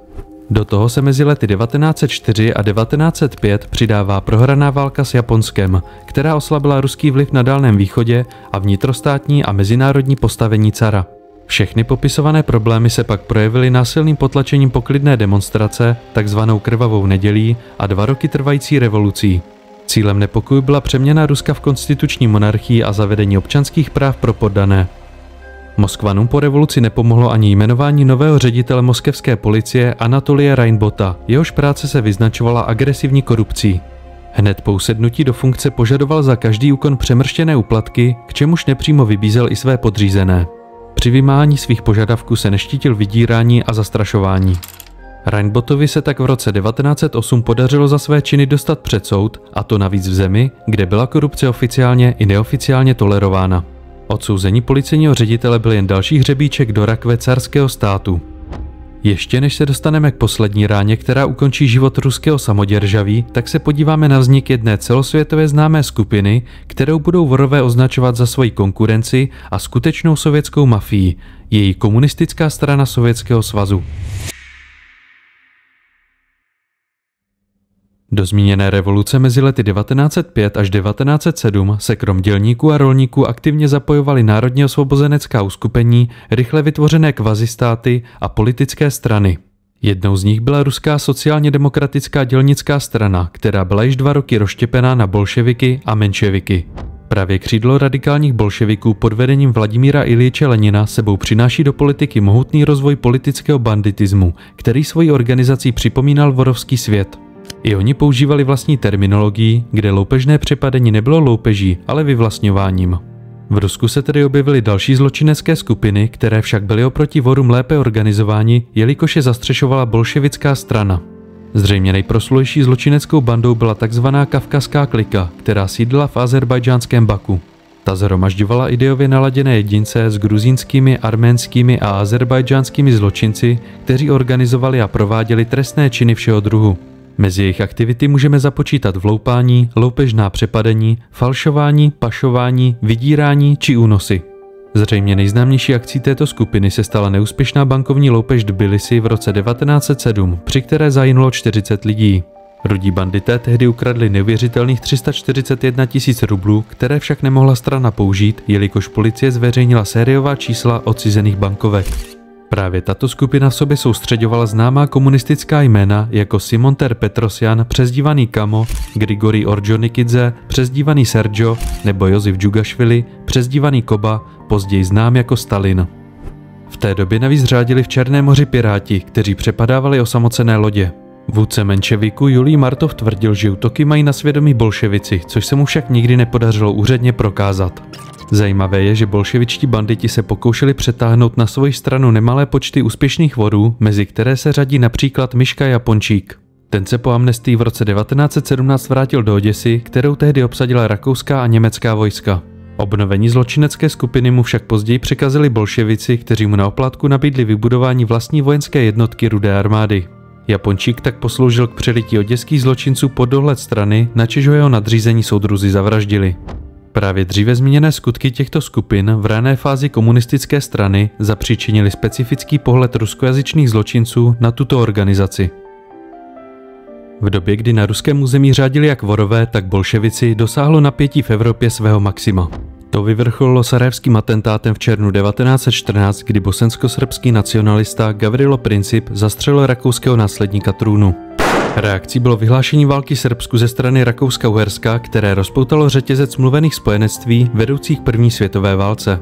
Svoji zásadní roli v tomto řetězci hrál ruský car Mikuláš, který 31. července odmítl německé požadavky na demobilizaci svých vojsk v Haliči. Neuposlechl tak údajné naléhání svého jurodivého rádce Rasputina, který měl ve válce vidět konec carského impéria. Pro vorovský svět znamenala světová válka období pádu a současně počátek sjednocení. Vorové, věrní svému kodexu, odmítali akceptovat povolávací rozkazy, což sebou přineslo jejich opětovné stažení do absolutní ilegality nebo uvěznění v katorgách. Nejlépe na tom byli ti, kteří měli dostatek peněz a konexe u odvodových komisí. Ti zůstávali ve městech a snažili se využít všech příležitostí válečné ekonomiky. Vorové se pokoušeli ovládnout rostoucí černý trh s potravinami a základními potřebami, který byl podpořen odlivem policejních sil do frontových oblastí. Tyto skutečnosti jim navíc usnadnily loupeže a vydírání. Pro ty, kteří byli deportováni na Sibiř, to byla příležitost navázat nová spojenectví, která se měla projevit po skončení války. Jak již dnes víme, tak uvěznění zločinci se po skončení války vrátí do zcela jiného společenského řádu.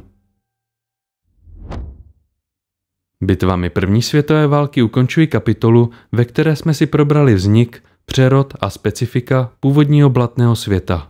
Současně jsme otevřeli téma loupeživých bolševiků, kteří budou v další kapitole hrát významnou roli. Pojďme se tedy vrhnout na vývoj zločinu v dobách Lenina a Stalina.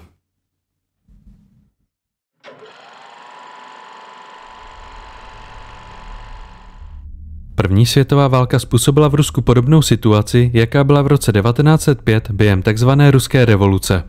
Pokles hospodářské produkce, nedostatek potravin, extrémní výdaje na bojové operace a lidské ztráty na bojišti Rusko vrhlo do zoufalství, projevující se menšími lidovými bouřemi.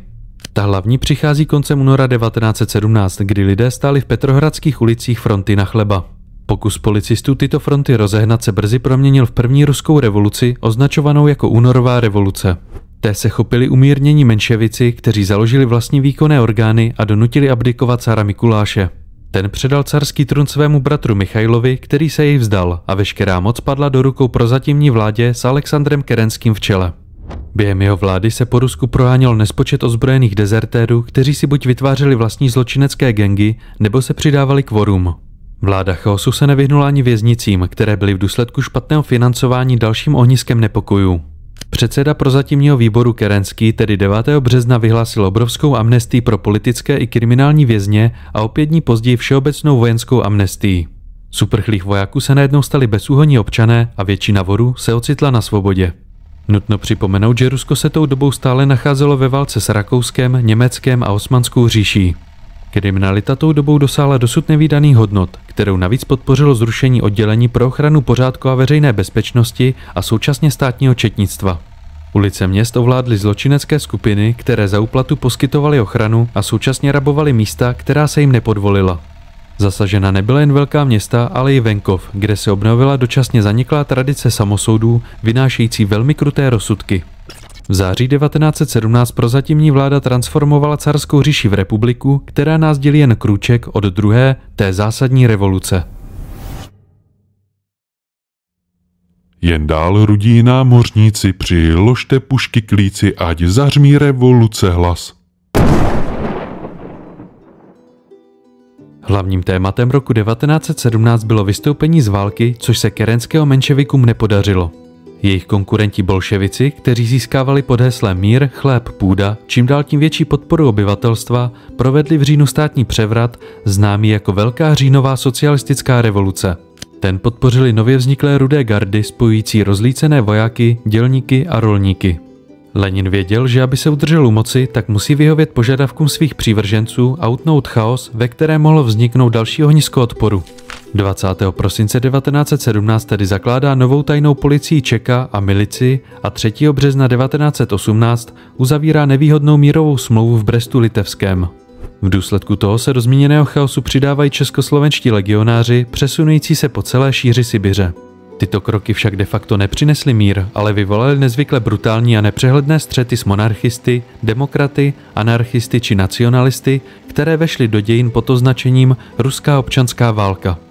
Během 5 let padlo za oběť 12 milionů lidí, ať už v důsledku bojů či hladomoru, čímž hravě překonala ruské ztráty z první světové války. Během občanské války bolševici zakládali na svém území místní orgány zvané sověty, do kterých se velmi často dostávali kriminálníci všeho druhu. Příkladem může být sovět v jihoruské vesnici Novoleuškovskaja, kde se stal předsedou jakýsi Ubikon, který byl dříve odsouzen za zneužívání své sestry.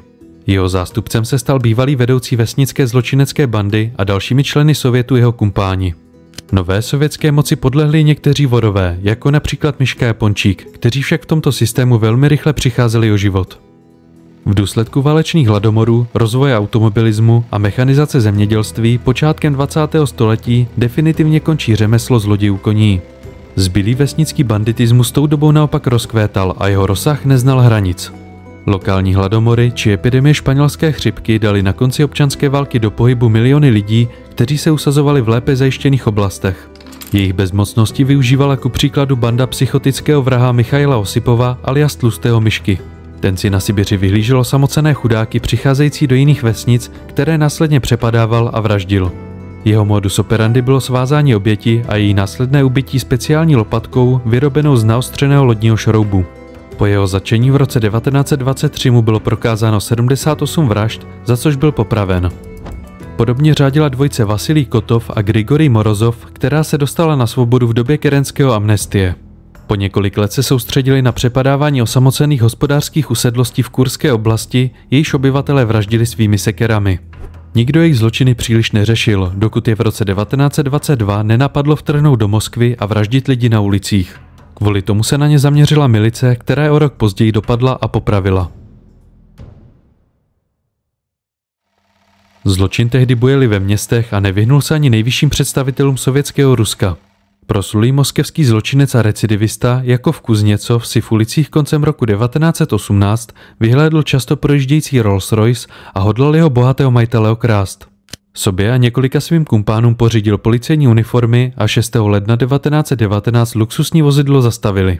Kuzněcov se představil a na řidiče a majitele namířil pistoli a požadoval jejich peněženky, kabáty, zbraně a auto. Překvapený majitel mu však nejdříve ukázal průkaz totožnosti a řekl, že je Uljanov Lenin. Na tomu Kuzněcov odvětil, že je mu jedno, že je Levin, a svoji loupež s klidem dokončil. Zanedlouho poté se dozvěděl, že Lenin je nový nejvyšší představitel země, a tak se uloupeného auta rychle zbavil.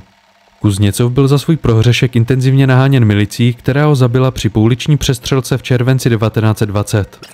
Na počátku 20. let se navíc začali objevovat zločinci, jejichž příběhy měli opačný průběh, než na který jsme zvyklí. Příkladem za všechny je známý případ Ljoňky Pantěléva, rodáka od Petrohradu, který po dokončení základního vzdělání krátce pracoval jako tiskař. V 15 letech do jeho života vstoupily revoluce a o 2 roky později se přidává k Rudé armádě. Na její straně se zúčastnil estonské války za nezávislost, během které byl povýšen na velitele kulometného družstva. Po demobilizaci části armády v roce 1921 přešel k tajné policii Čeka, ve které během 1 roku udělal pěknou kariéru. V pouhých 19 letech se stal kontrolorem pohotovostní komise silniční dopravy ve městě Pskov a pak přišla krutá rána. Z ničeho nic byl propuštěn a v roce 1922 si v Petrohradě založil gang, sestávající se z jeho bývalých spolubojovníků a členů komunistické strany Ruska. Ano, mezi lety 1918 až 1925 se ta strana skutečně takto nazývala. Jeho skupina byla také typická tím, že přijímala ženy.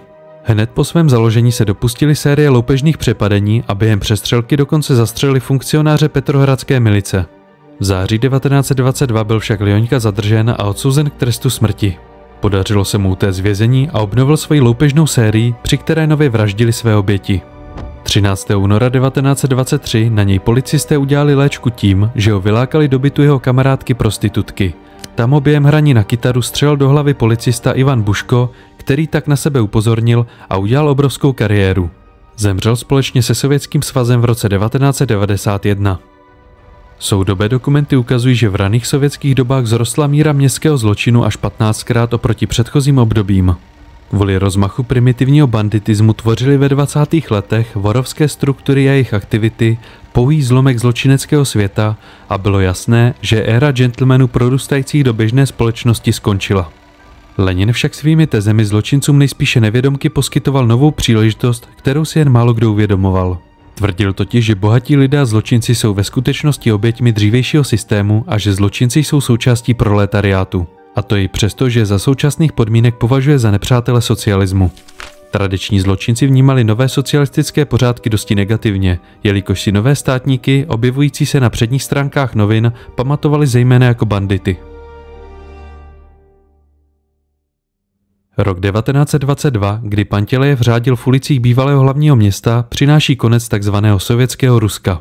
Na prvním všesvazovém sjezdu Sovětů se na návrh Lenina všechny sovětské republiky spojují do Svazu sovětských socialistických republik.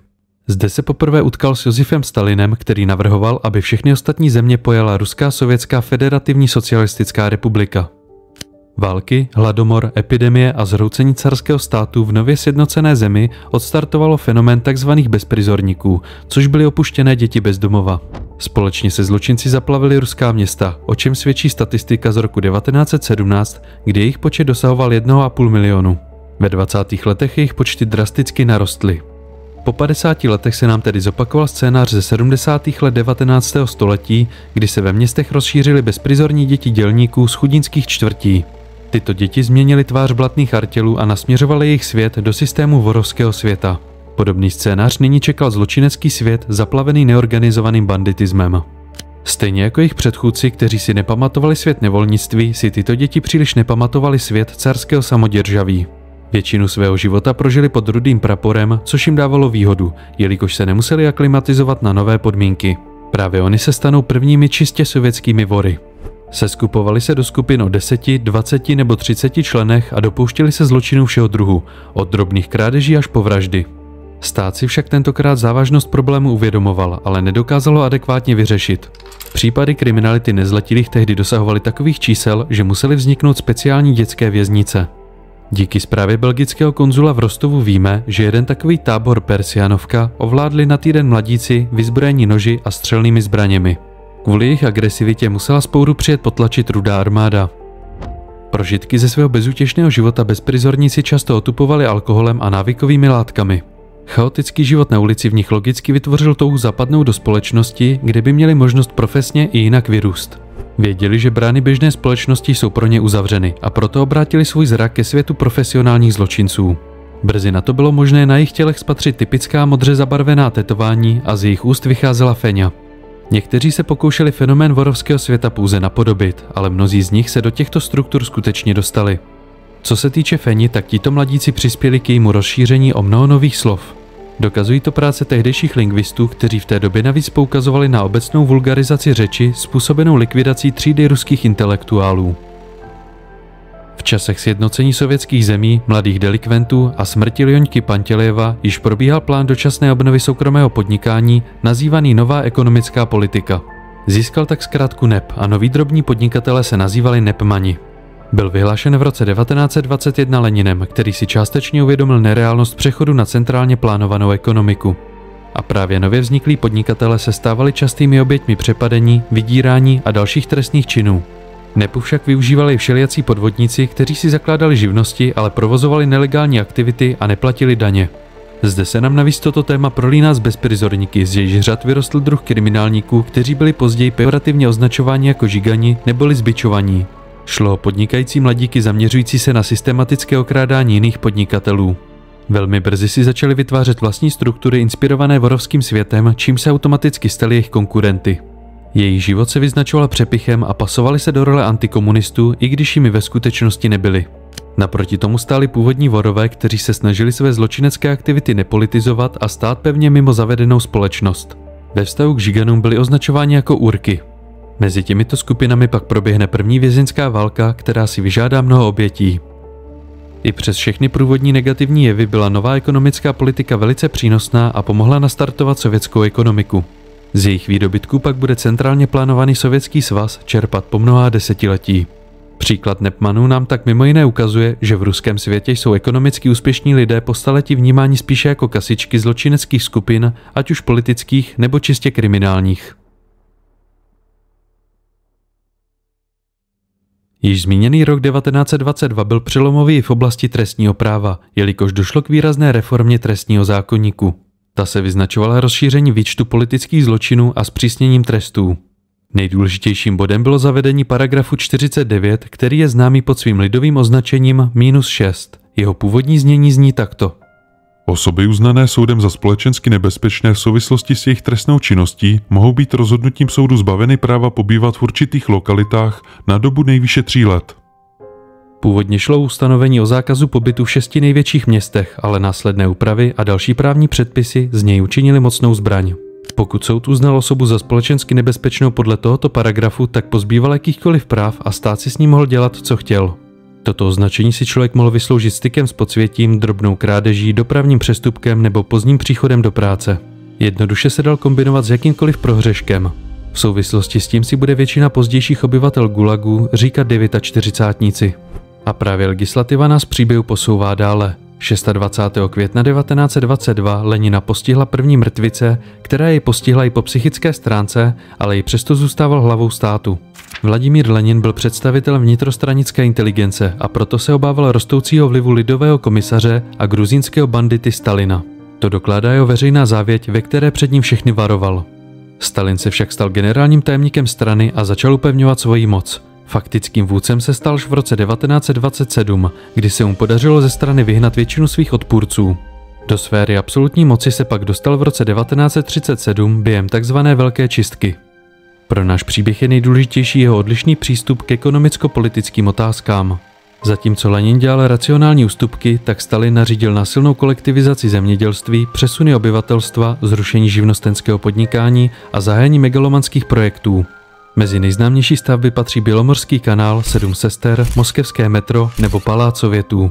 Taktéž plánoval rozšířit těžbu surovin a výrobu těžkého průmyslu. Brzy však narazil na časovou a finanční náročnost těchto projektů, kterou vyřeší nejbrutálnějším možným způsobem.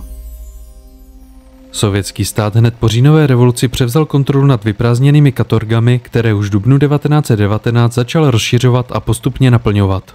Ještě před Leninovou smrtí vznikl na Soloveckých ostrovech pod správou Čeky zvláštní vězeňský komplex, který se o několik let později stal základním kamenem systému Gulag. Hlavní dominantou věznictví však zůstávaly bývalé carské katorgy, které sovětské vedení přetvořilo k obrazu svému. V rámci své ideologie zrušili rozdělení na politické a kriminální sekce a všichni vězni se ocitli pospolu.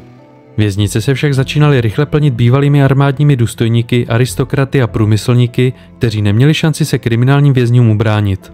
Vorové jim kradli oblečení, přikrývky či jídlo, byli je a nutili je posluhovat. Dobové statistiky nám říkají, že zatímco v roce 1901 bylo v katorgách uvězněno přibližně 85 000 lidí, tak v roce 1927 jich bylo 198 000.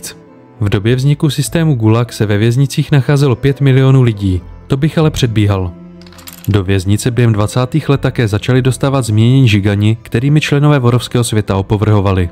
Strhla se mezi nimi krvavá válka, na jejímž konci byl ukončen krátký život kultury zločinců NEPu. Tato vězeňská soustava však byla i nadále hlavně místem trestu a oddělení od běžné společnosti, což znamenalo nevyužití jejich pracovních sil. Věznice se od konce 20. let navíc začaly plnit dalšími masami bezprizorních dětí, které přišly o své rodiče a domovy během násilné kolektivizace. Za vznikem světa, ve kterém došlo k dotvoření vorovské kultury, nestál ku podivu jen Stalin, ale hlavně podnikavec napojený na zločinecké prostředí Naftalí Aronovič Frankl. Šlo o osmanského žida, který se ještě v dobách carského Ruska přestěhoval do Mariupolu. Tam si po vystudování obchodní školy založil vlastní podnikatelské impérium obsahující dřevospracující firmu, pronájem parníků, vlastní noviny a mnoho dalších podniků. Využívajíc svých osmanských kontaktů potají obchodoval se zbraněmi, což mu během první světové války vydělalo miliony rublů. Jeho přezdívka zněla Lesní král Černého moře. Již v roce 1916 se obával zhroucení ruského státu a tak se se svým podnikáním přesunul do Turecka. Po vyhlášení nové ekonomické politiky se napojil na sovětskou tajnou policii GPU, která chtěla využít jeho dřívější popularity a nabídla mu výnosný biznis, výkup zlata za sovětské rubly. Po skončení výkupu v roce 1927 zjistil, že ho GPU pouze využila, jelikož ho uvěznila v nechválně proslulé Lubiance a měl být poslán na Solovecké ostrovy. Aby si zachránil život, tak svým věznitelům nabídl své zkušenosti s řízením svého podniku a zefektivnění soloveckého tábora. Po příjezdu do této speciální věznice se stal velitelem ekonomického oddělení a začal s využitím otrocké síly vězňů budovat své nové impérium. Během práce na novém systému zemřeli v táboře tisíce vězňů, což Frankla dovedlo k vyřknutí této myšlenky. Z trestance musíme dostat všechno v prvních 3 měsících, pak už ho nepotřebujeme. Jeho myšlenky a výsledky práce zaujaly Stalina, který si ho v roce 1929 pozval do Moskvy. Frankl mu během audience předložil svůj projekt pracovních táborů, jejichž vězni by zadarmo vybudovali jeho megalomanské stavby. Na základě toho vznikla již v dubnu 1930 hlavní správa nápravně pracovních táborů alias Gulag.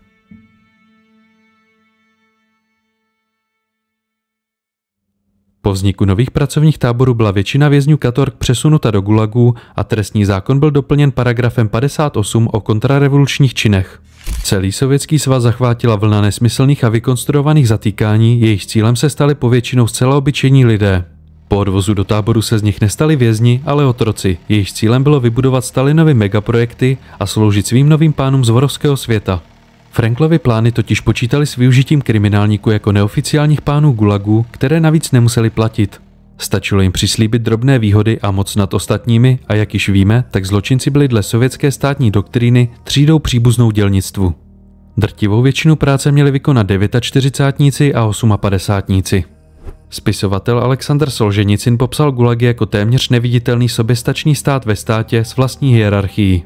Jeho tvrzení ilustruje fakt, že mnoho táborů bylo v tak odlehlých oblastech, že neměli zdi, ani oplocení a dokonce ani žádné strážné. Veškerý direktivní řád zajišťovali zkorumpovaní zločinci, což nás konečně přivádí k předposlední fázi vývoje původní ruské mafie. I přesto, že profesionální zločinci vždy trápili a využívali ostatní spoluvězně, tak právě gulag z nich stvořil doslova šlechtu. Nemuseli pracovat, dohlíželi na pracující vězně a po skončení práce s nimi mohli nakládat dle libosti. Franklův systém byl navržen tak, aby takováto tichá spolupráce neodporovala ustanovením kodexu o spolupráci se státem. Zločinecký svět tak navíc dostal prostor a čas k dovršení sjednocení. Různí vorové z různých oblastí Sovětského svazu spolupracovali na všech úrovních táborového života, sjednotila se jejich mluva a dokonce začínaly vznikat jednotné obšaky neboli pokladny, které využívalo mnoho skupin dohromady. To vše ještě podpořilo poměrně časté stěhování mezi tábory, díky čemuž se úzce provázaly prakticky všechny skupiny vorovského světa. Všechen tento sjednocovací proces 30. let byl dovršen v roce 1938, kdy vzniká v Kyrovské oblasti tábor Vjatlak. V něm zločinci vydávali vlastní noviny s názvem Za železnými mřížemi, ve kterém inzerovali kurzy zločineckých dovedností nebo kurzy vlastní kultury. Tyto noviny se šířily po celém systému Gulag a ve Vjatlaku vyrostla škola pro profesionální zločince, jejímž cílem bylo šířit plně sjednocenou zločineckou kulturu. Její výuku dokonce absolvovali zloději, kteří neměli na svobodě s vorovským světem nic společného. Současně se vychýlil dlouhotrvající poměr slovanských a neslovanských členů, jelikož se jejich svět zdokonal také u vorů z periferních oblastí. Původní vorové, kteří jejich kulturu dovedli k dokonalosti, se nechávali v rámci tradice oslovovat blatní. Tito lidé si uvědomovali skutečnost, že právě komunistický režim jim umožnil stát se pány nově vzniknuvšího souostroví Gulag. Ilustruje to tehdejší oblíbené prohlášení, že Stalin je nejvyšším pachanem. Prolnutí vorovského světa do jisté míry ovlivnilo samotný táborový život, jelikož začala fungovat mezitáborová hierarchie, kdy zločinci z jednoho tábora respektovali a poslouchali výše postavené vory z jiného tábora. Promítlo se to i na přísnějším vymáháním dluhu ze sázek nebo na zjevném rozpoznání vora. Ve 30. letech, kdy všichni vězni dostávali od lidového komisariátu stejné uniformy, bylo ctí každého vora získat civilní oblečení. Velmi módní tehdy byly kožené čepice a pogumované kabáty do deště, které někdy doplňovaly vestami. Košile a vesty však nikdy nenosily zastrčené do kalhot.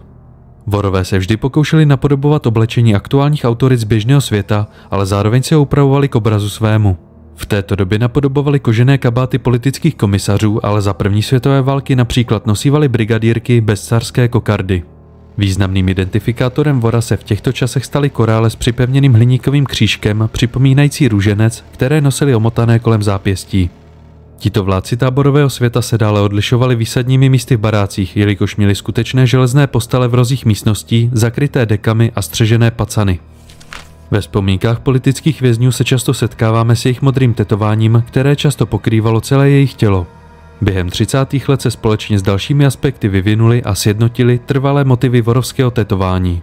Jeho aplikaci jsme si popsali v předchozí kapitole, nyní nás čeká zběžný popis malůvek. Zřejmě největší tetování, se kterým se bylo možno setkat, byl pravoslavný kostel přes celá záda. Někdy byl doplněn textem Kostel je dům Boha, což v přeneseném významu znamená vězení je domov zločince. Počet jeho kupolí symbolizoval léta strávená v táborech. Již zmíněné prohlášení, že Stalin je nejvyšším pachanem, se promítlo na hrudě, kde se objevoval jeho portrét s textem Majitel velké zóny. Dalším specifickým místem jsou prsty, na které si tetovali prsteny obsahující nepřeberné množství symbolů od křížů přes hrací karty až po kostky. Každý z prstenů poukazoval na různé zážitky, postoje či postavení zločince. Stejnou symboliku pak měly carské vojenské medaile na hrudi. Objevovala se všelijaká prohlášení, jako například: Neuznávám sovětské zákony, řídím se pouze zákony, které si tvořím ve své hlavě. Nebo Když prohraješ v kartách, zaplať dluh. Krom celých vět bychom na nich mohli spatřit zkratky se skrytým významem, jako například Mir, což je ruský svět. V jejich jazyce to znamenalo: Napraví mě pouze poprava. Nejznámějším motivem jsou hvězdy na kolenou, které nám říkají, že nositel před nikým nikdy nepoklekne, což je tetování určené výhradně pro vory. Krom dobrovolných tetování poukazující na úspěchy a postavení se objevovala tetování nedobrovolná, která měla nositele ponížit. Mezi slovní motivy s negativní konotací lze zařadit nepřítel lidu, kulak nebo práskač. Ti, kteří byli byt jen jednou zneužiti svými spoluvězni, si vysloužili symbolickou kapku pod oko nebo oči na podbřišek. Jedno z nejvýraznějších ponižujících tetování bylo slovo otrok na obličeji.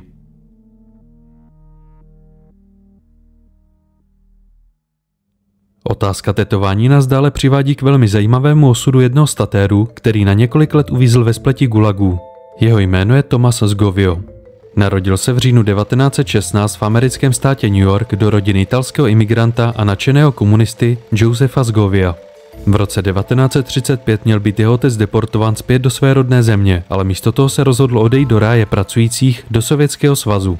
Tomas se k němu ve svých 19 letech připojil a po příjezdu do Moskvy se oba oficiálně vzdali amerického občanství. Tomas měl ambice se stát umělcem a tak se přihlásil na umělecké vysoké školy, kam ale nebyl přijat. Místo toho byl se svým otcem zatčen politickou policií NKVD, která je bez jakéhokoliv soudu odsoudila k pobytu v trestaneckých koloniích. Tomas byl poslán do Vladivostoku, kde se poprvé setkal s vory, kteří brzy odhalili jeho umělecké nadání. Díky tomu se stal vorovským tatérem, což mu dozajista zachránilo život. V roce 1946 byl propuštěn z gulagu, ale už za 2 roky byl znovu zatčen a poslán do vyhnanství do Krasnodarského kraje. Tam pracoval jako lesní dělník, pracovník zemědělského družstva a posléze jako zaměstnanec kina. V roce 1954 mu bylo umožněno se vrátit do Moskvy, kde se konečně mohl začít věnovat umění. Po 2 letech v Moskvě byl soudně rehabilitován a v roce 1960 byla po mnoha letech schválena jeho žádost o vystěhování do Spojených států. Zbytek života prožil v Arizoně jako přesvědčený antikomunista. Konec 30. let nám ukončuje kapitolu, ve které jsme si vysvětlili specifika ruskojazyčného zločinu po socialistické revoluci. Zjistili jsme, že vznik pracovních táborů sjednotil vorovský svět a zločinci tak v těchto krušných časech prožili svoji zlatou éru. Paradoxem je, že těsně po seskupení dojde k rozkolu, který ukončí kontinuitu staletého vývoje. Způsoby Vaňky Kaina se vrací zpět na scénu.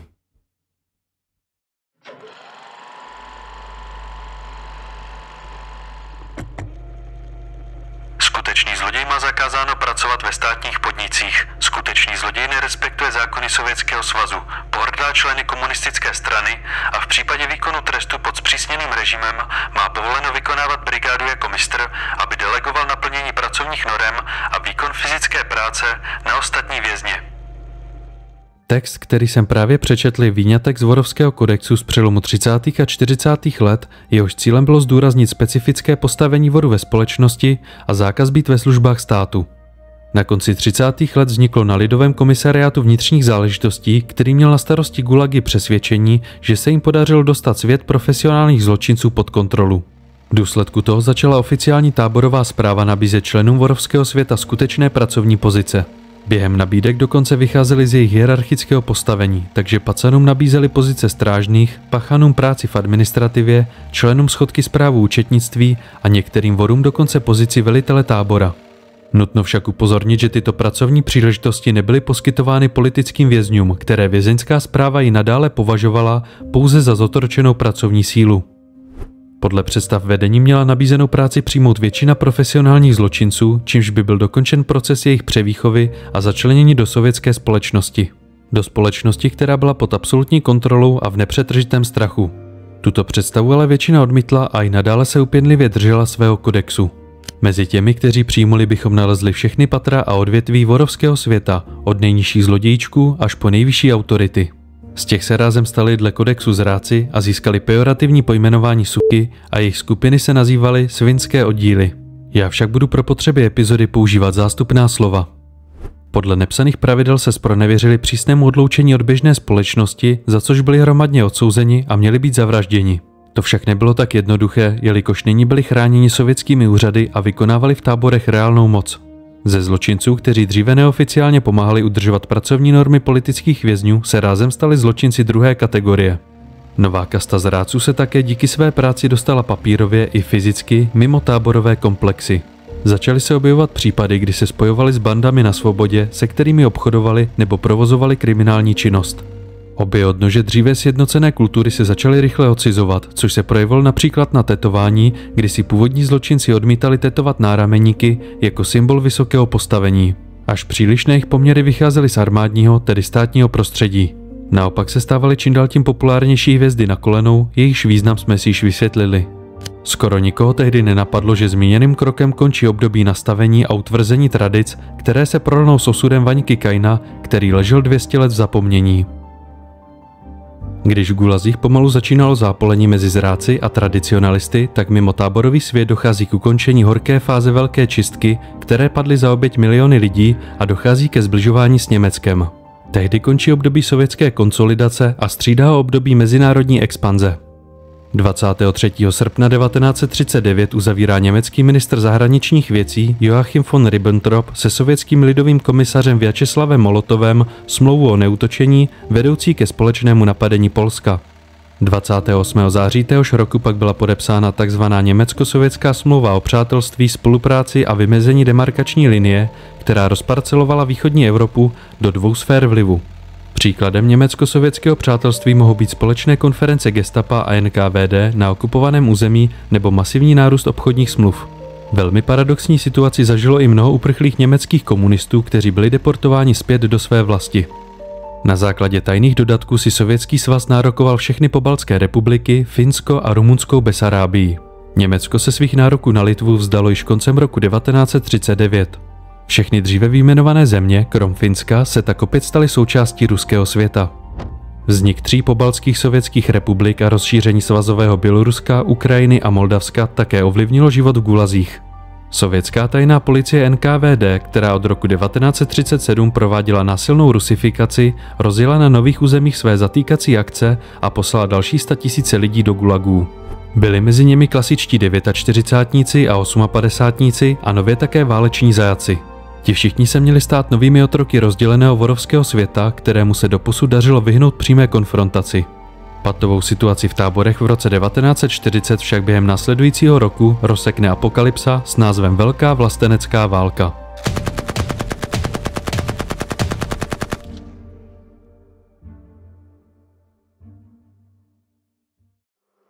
Soudruzi, vojáci Rudé armády a Rudého námořnictva, velitelé a političtí komisaři, pracující muži a pracující ženy, kolektivní zemědělci, pracovníci v intelektuálních profesích, bratři a sestry v týlu našeho nepřítele, kteří dočasně padli pod útisk německých banditů, a našim udatným mužům a ženám partizánům, kteří ničí týl německých vetřelců. Takto začal slavný Stalinův proslov ze 7. listopadu 1941, kdy probíhala tradiční vojenská přehlídka na Rudém náměstí. Historici v něm často poukazují na dosud nevídaný obrat bratři a sestry, odkazující se na tradiční ruskou pravoslavnou společnost. Po zahájení německé operace Barbarossa, prolomení obranných linií a rychlém postupu na Moskvu to vypadalo, že Sovětský svaz podlehne svému dřívějšímu národně socialistickému spojenci. Stalin byl tehdy v úzkých a apeloval na ochranu matičky Rusy, přičemž ustoupil od pronásledování církví a vězňům sliboval brzkou amnestii. Obyvatele Gulagu měli v této situaci na výběr ze 3 možností. Za prvé, dobrovolně se přihlásit do řad Rudé armády a sloužit v regulérních jednotkách. Za druhé, nechat se časem odvést do trestaneckých praporů a snížit si tak šance na přežití. Za třetí, zavraždit jakéhokoliv svého spoluvězně, nechat si tak prodloužit trest a zcela se vyhnout válce. Právě druhá světová válka byla přelomovým obdobím, které zcela otočilo a rozvrátilo dosud kontinuální vývoj ruskojazyčného organizovaného zločinu. Spousta zločinců, která v minulosti porušila ustanovení kodexu o spolupráci se státem, se připojila do řad Rudé armády, ať už v regulérních či trestaneckých jednotkách. Stalinovo volání o pomoc však vyslechli další členové vorovského světa, kteří tuto dočasnou službu v armádě nevnímali jako boj za bolševiky, ale jako obranu rodné vlasti, případně uvěřili slibům o amnestii. Všichni, kteří si mezi lety 1941 až 1945 vybrali první dvě zmíněné možnosti, se stali v rámci profesionálního zločineckého světa zrádci. Ti, kteří někoho zavraždili nebo shodou okolností nebyli odvedeni, zůstali věrni kodexu a byli považováni za ochránce původních hodnot Blatných. Ti pak prožili válečná léta v táborech, postihnutých častými hladomory a epidemiemi nemocí. Nutno poznamenat, že do roku 1944 bylo do Rudé armády odvedeno přes 1 milion vězňů. Tento rok se stává z jejich pohledu kritický, jelikož Stalin začal upouštět od svých dřívějších prohlášení o amnestii. Místo propuštění čekal tyto vojáky návrat do gulagu a po demobilizaci v roce 1945 se k ním připojili další 100 000 bývalých válečných zajatců, partizánů, důstojníků a dalších dosud nesouzených vojáků. Stalin se totiž bez zjevné příčiny obával armádního státního převratu. Po návratu do táboru získali zpronevěření členové vorovského světa od Blatných nové pojmenování Rudé čepice a stali se v jejich očích součástí zbylé masy politických vězňů. Tím proti sobě poštvali drtivou většinu táborového osazenstva, jehož složení a zkušenosti se v průběhu 4 let rapidně změnily. Po skončení války totiž začali političtí vězni utvářet trvalé skupiny, které se často spojovaly s vyloučenými vory. Většina z nich měla oproti Blatným skutečné bojové zkušenosti a začalo docházet k šarvátkám, při kterých byli Blatní pomyslně i doslova masakrováni.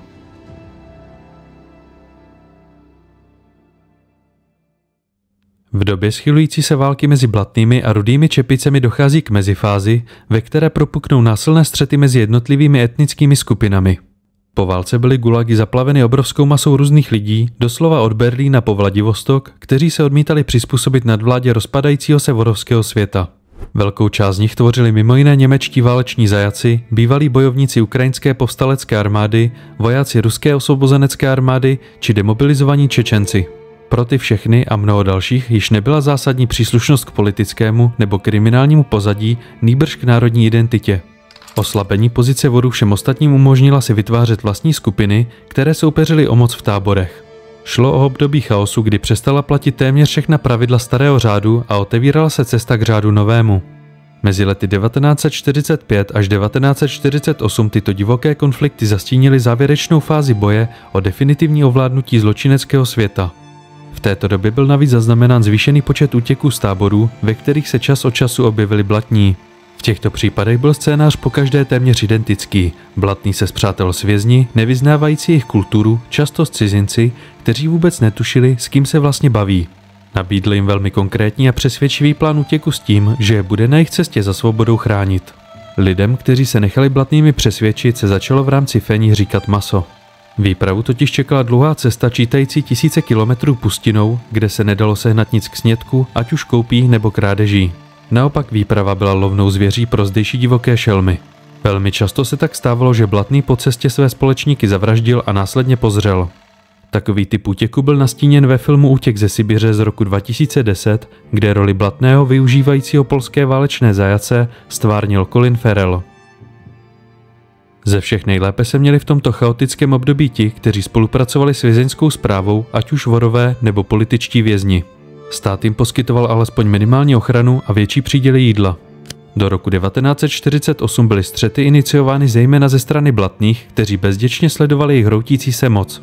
Stávalo se, že v duchu dřívější doby diktovali politickým vězňům či civilním zaměstnancům gulagu, kteří je už odmítali poslouchat a tak občas některé zavraždili. Potom následovaly šarvátky s opačnými zločineckými skupinami, kterým Blatní de facto vraždili poddané. Hlavní správa nápravně pracovních táborů, která se obávala povstání v rozjařených táborech, tak ke konci roku 1948 otevřela svým rozhodnutím cestu k novému řádu. Rozhodli se skoncovat s dosud přežívajícími minoritními Blatnými a rozhodli se k tomu využít jejich přirozené nepřátele z řad svých spolupracovníků.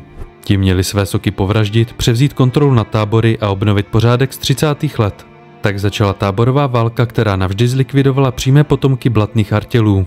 Krom nahodilých krvavých střetů byli spolupracující členové vorovského světa záměrně převáženi do předem určených táborů a vyzbrojováni chladnými zbraněmi. V daném táboře pak vyvraždili Blatné a vrátili se zpět. K bojům se používalo vše, co se dalo v táborech sehnat. Prkna, nože, sekiry, lopaty, krumpáče a mnoho dalších předmětů.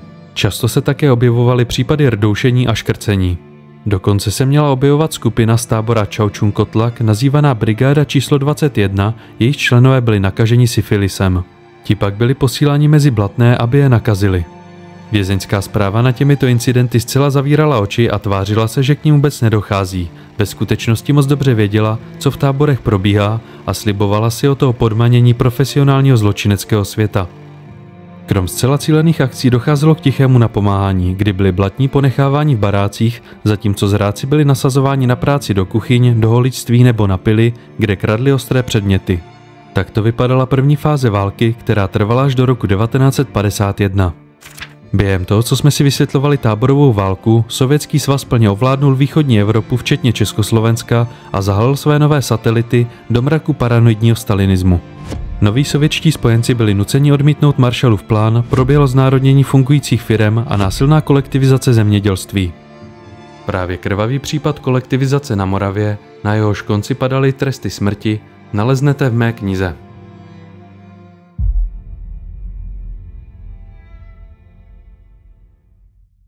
Zmíněné roky na počátku 50. let se staly pro plynulý táborový systém kritické, jelikož celý gulag poprvé v dějinách sovětské centrální ekonomiky nesplnil svůj 5letý plán. Tábory se totiž pohroužily do víru násilí, představované zločineckou válkou a boji mezi národnostními skupinami. Na práci a plnění přemrštěných plánů již nezbýval čas, čímž se vězeňská správa dostala pod drobnohled Stalina a jeho nejbližších posluhovačů.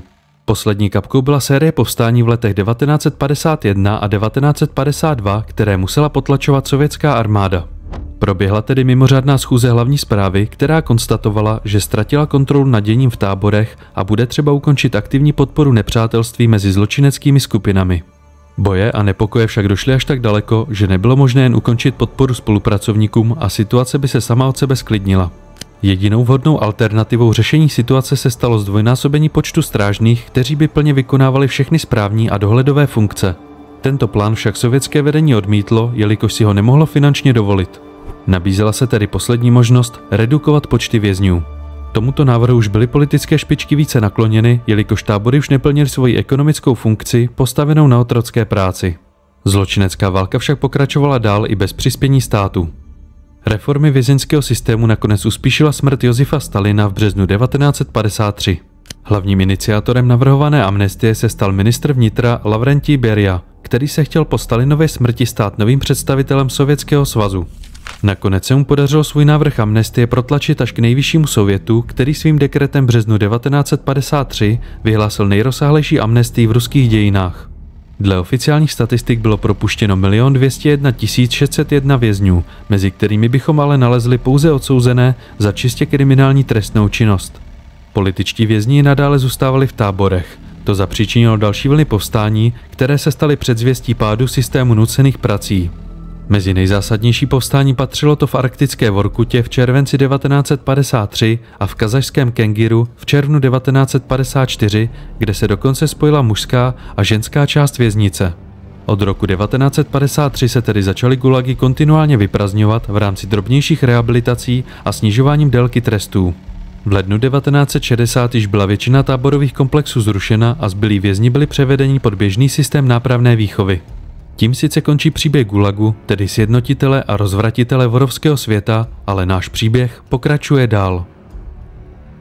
Po masovém propuštění z gulagu zaplavil všechny svazové republiky nový druh zločince, který uměl spolupracovat s úřady, ale který brzy narazil na problém.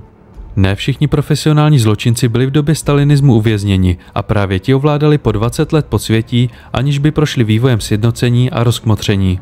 Ve své podstatě šlo o zločince, kteří navazovali na podsvětí Leninových 20. let. Hned v roce 1953 se mezi těmito skupinami rozhořel boj o ovládnutí podsvětí, ve kterém zvítězili propuštění vězni. Důvod je vcelku jednoduchý: množstevní převaha a lepší organizovanost. Dle vzpomínek pamětníků se polovina 50. let v Sovětském svazu nesla v duchu četných pouličních střetů, do kterých jen málo kdy zasáhla milice. Města i vesnice byly zaplaveny lidmi s modrým tetováním a nikdo pořádně nevěděl, kdo patří ke které frakci.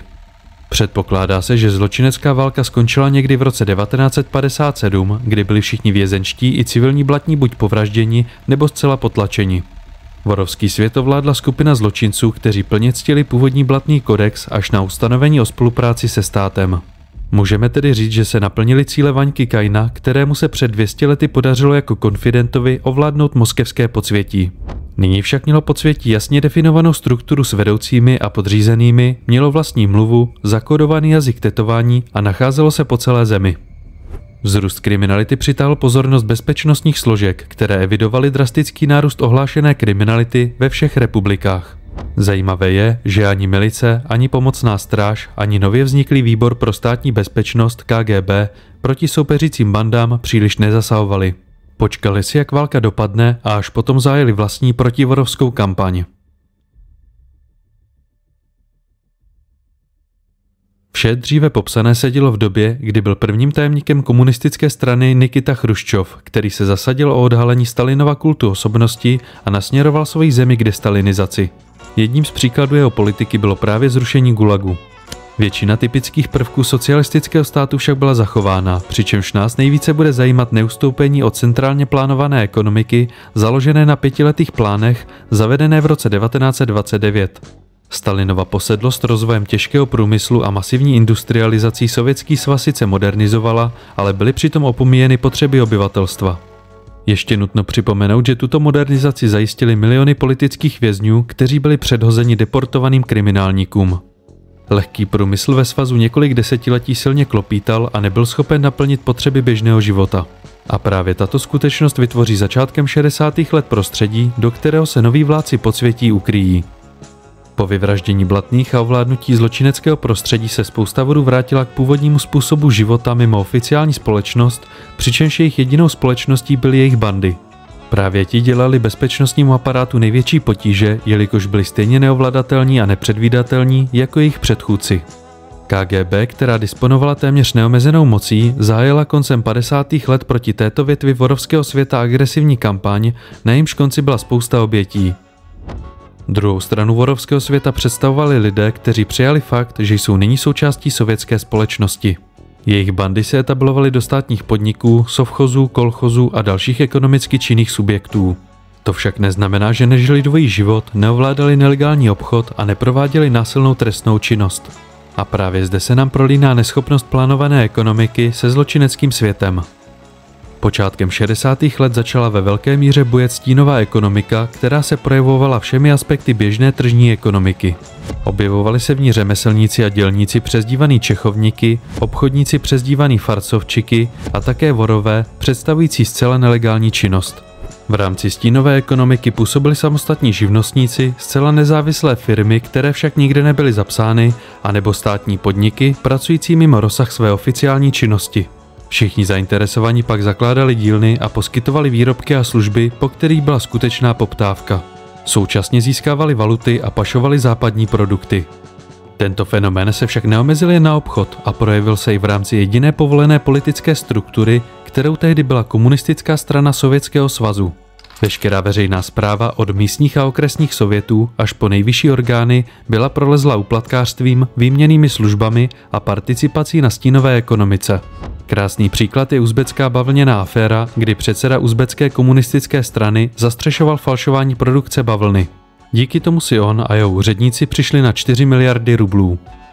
Tehdejší nezávislé výzkumy předpokládaly, že třetina výdajů běžné sovětské domácnosti pochází z výnosů z nelegálního podnikání a že 12% veškeré hospodářské činnosti probíhá mimo centrální ekonomiku. Právě fenomén šedé ekonomiky se stal předzvěstí neblahého dědictví komunismu jak v Sovětském svazu, tak v dalších postsocialistických zemích, Českou republiku nevyjímaje. Komunisté ve všech uchvácených státech zlikvidovali fungující podnikatelské prostředí, které potichu nahradili šedou ekonomikou, protkanou podvodníky a zločinci. Přestavba sovětské společnosti v 80. letech pak těmto osobám umožnila legálně podnikat, což je z řad současných nostalgiků vyčítáno systému tržní ekonomiky.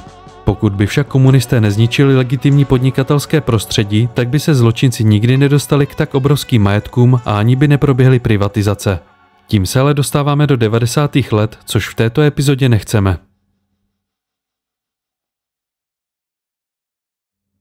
Nyní krátce přeruším chronologický vývoj událostí a zmíním, že vorovský svět v této době postihlo vymírání, jelikož se státu podařilo narušit jejich životní styl a mnoho z nich upouštělo dalších ustanovení kodexu. Veteránům, kteří zažili gulag a konečnou fázi války proti blatným, už docházel dech a neměli komu své dědictví předat. Když už to vypadalo, že skupiny s modrou kůží čeká po 3 staletích smrt, tak se ukázala příležitost, kterou paradoxně stvořil sovětský systém. Po celém Sovětském svazu se na přelomu 60. a 70. let začaly objevovat pouliční gangy dětí a adolescentů, které si rozparcelovaly města do svých teritorií. Do jisté míry se znovu zopakoval scénář po skončení nevolnictví a vzniku Sovětského svazu. Stejně jako v předchozích případech šlo o děti nejchudších dělníků, ale tentokrát byla příčina vzniku odlišná. Mnozí autoři se shodují, že za vznikem těchto gangů nestála chudoba, která by mladé lidi donutila loupit, ale nedostatek podnětu a vyžití a nemožnost se přilnout k nenásilné subkultuře.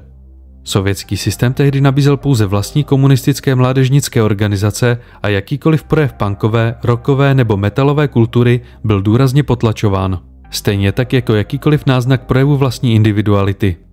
Dospívající mládež se tedy začala od většinové společnosti separovat a vytvářet si vlastní kulturu, která se inspirovala vory. Pěli si vorovské písně, učili se feňu, používali společnou pokladnu, měli zasvěcovací rituály a objevilo se mezi nimi i zločinecké tetování. Tyto skutečnosti přilákaly pozornost starých vorů, kteří tak získali prostor pro vychování nové generace.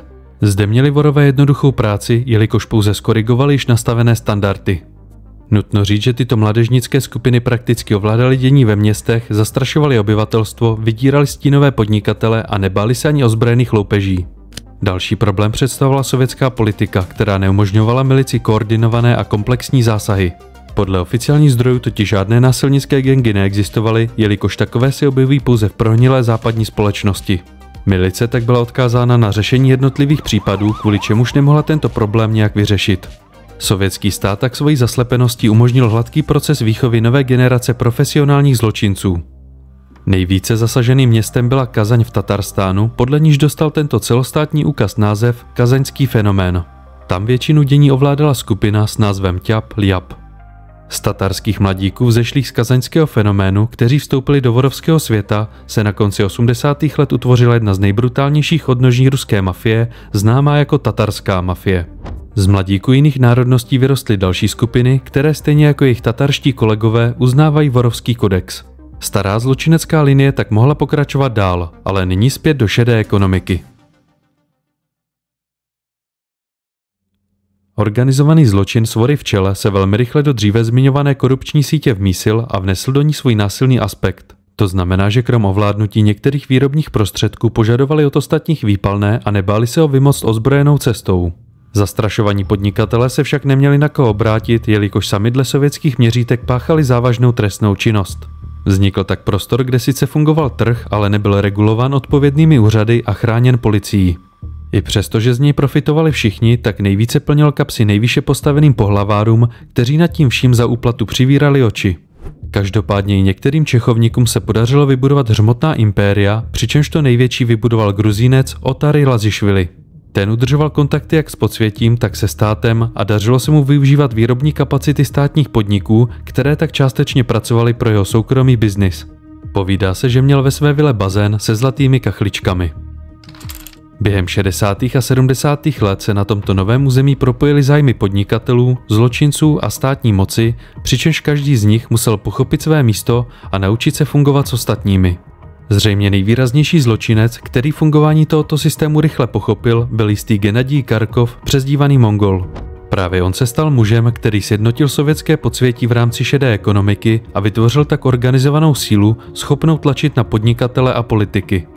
Vyrostl v chudých poměrech a brzy se přidal do vorovského světa, kde se ve svých 25 letech stal přímo vorem. Po propuštění z vězení v roce 1962 jako jeden z mála vypozoroval vznik nové ekonomiky a založil si v Moskvě skupinu, která spojovala velice inteligentní a mírné zločince s naprostými šílenci, jejichž způsoby neznali mezí. Do první skupiny patřil například Vjačeslav Ivankov, kterému se později podaří exportovat ruskou mafii do zahraničí. Nejprve se zaměřil na čechovníky, které vydíral, unášel a vykrádal jim byty. Během únosu používali jeho podřízení policejní uniformy a odváželi své oběti daleko za město, kde je čekala velmi krutá zkušenost. Ti, kteří jejich tlaku podlehli, zažívali například věšení na stromy, zavírání do rakví a jiné vynalézavé techniky trápení. Ti, kteří se jim nepodvolili, často končili rozčtvrcení. To vše vykonávali zejména osoby s přezdívkami Kat a Asfaltér, kteří tak činili pod vlivem návykových látek.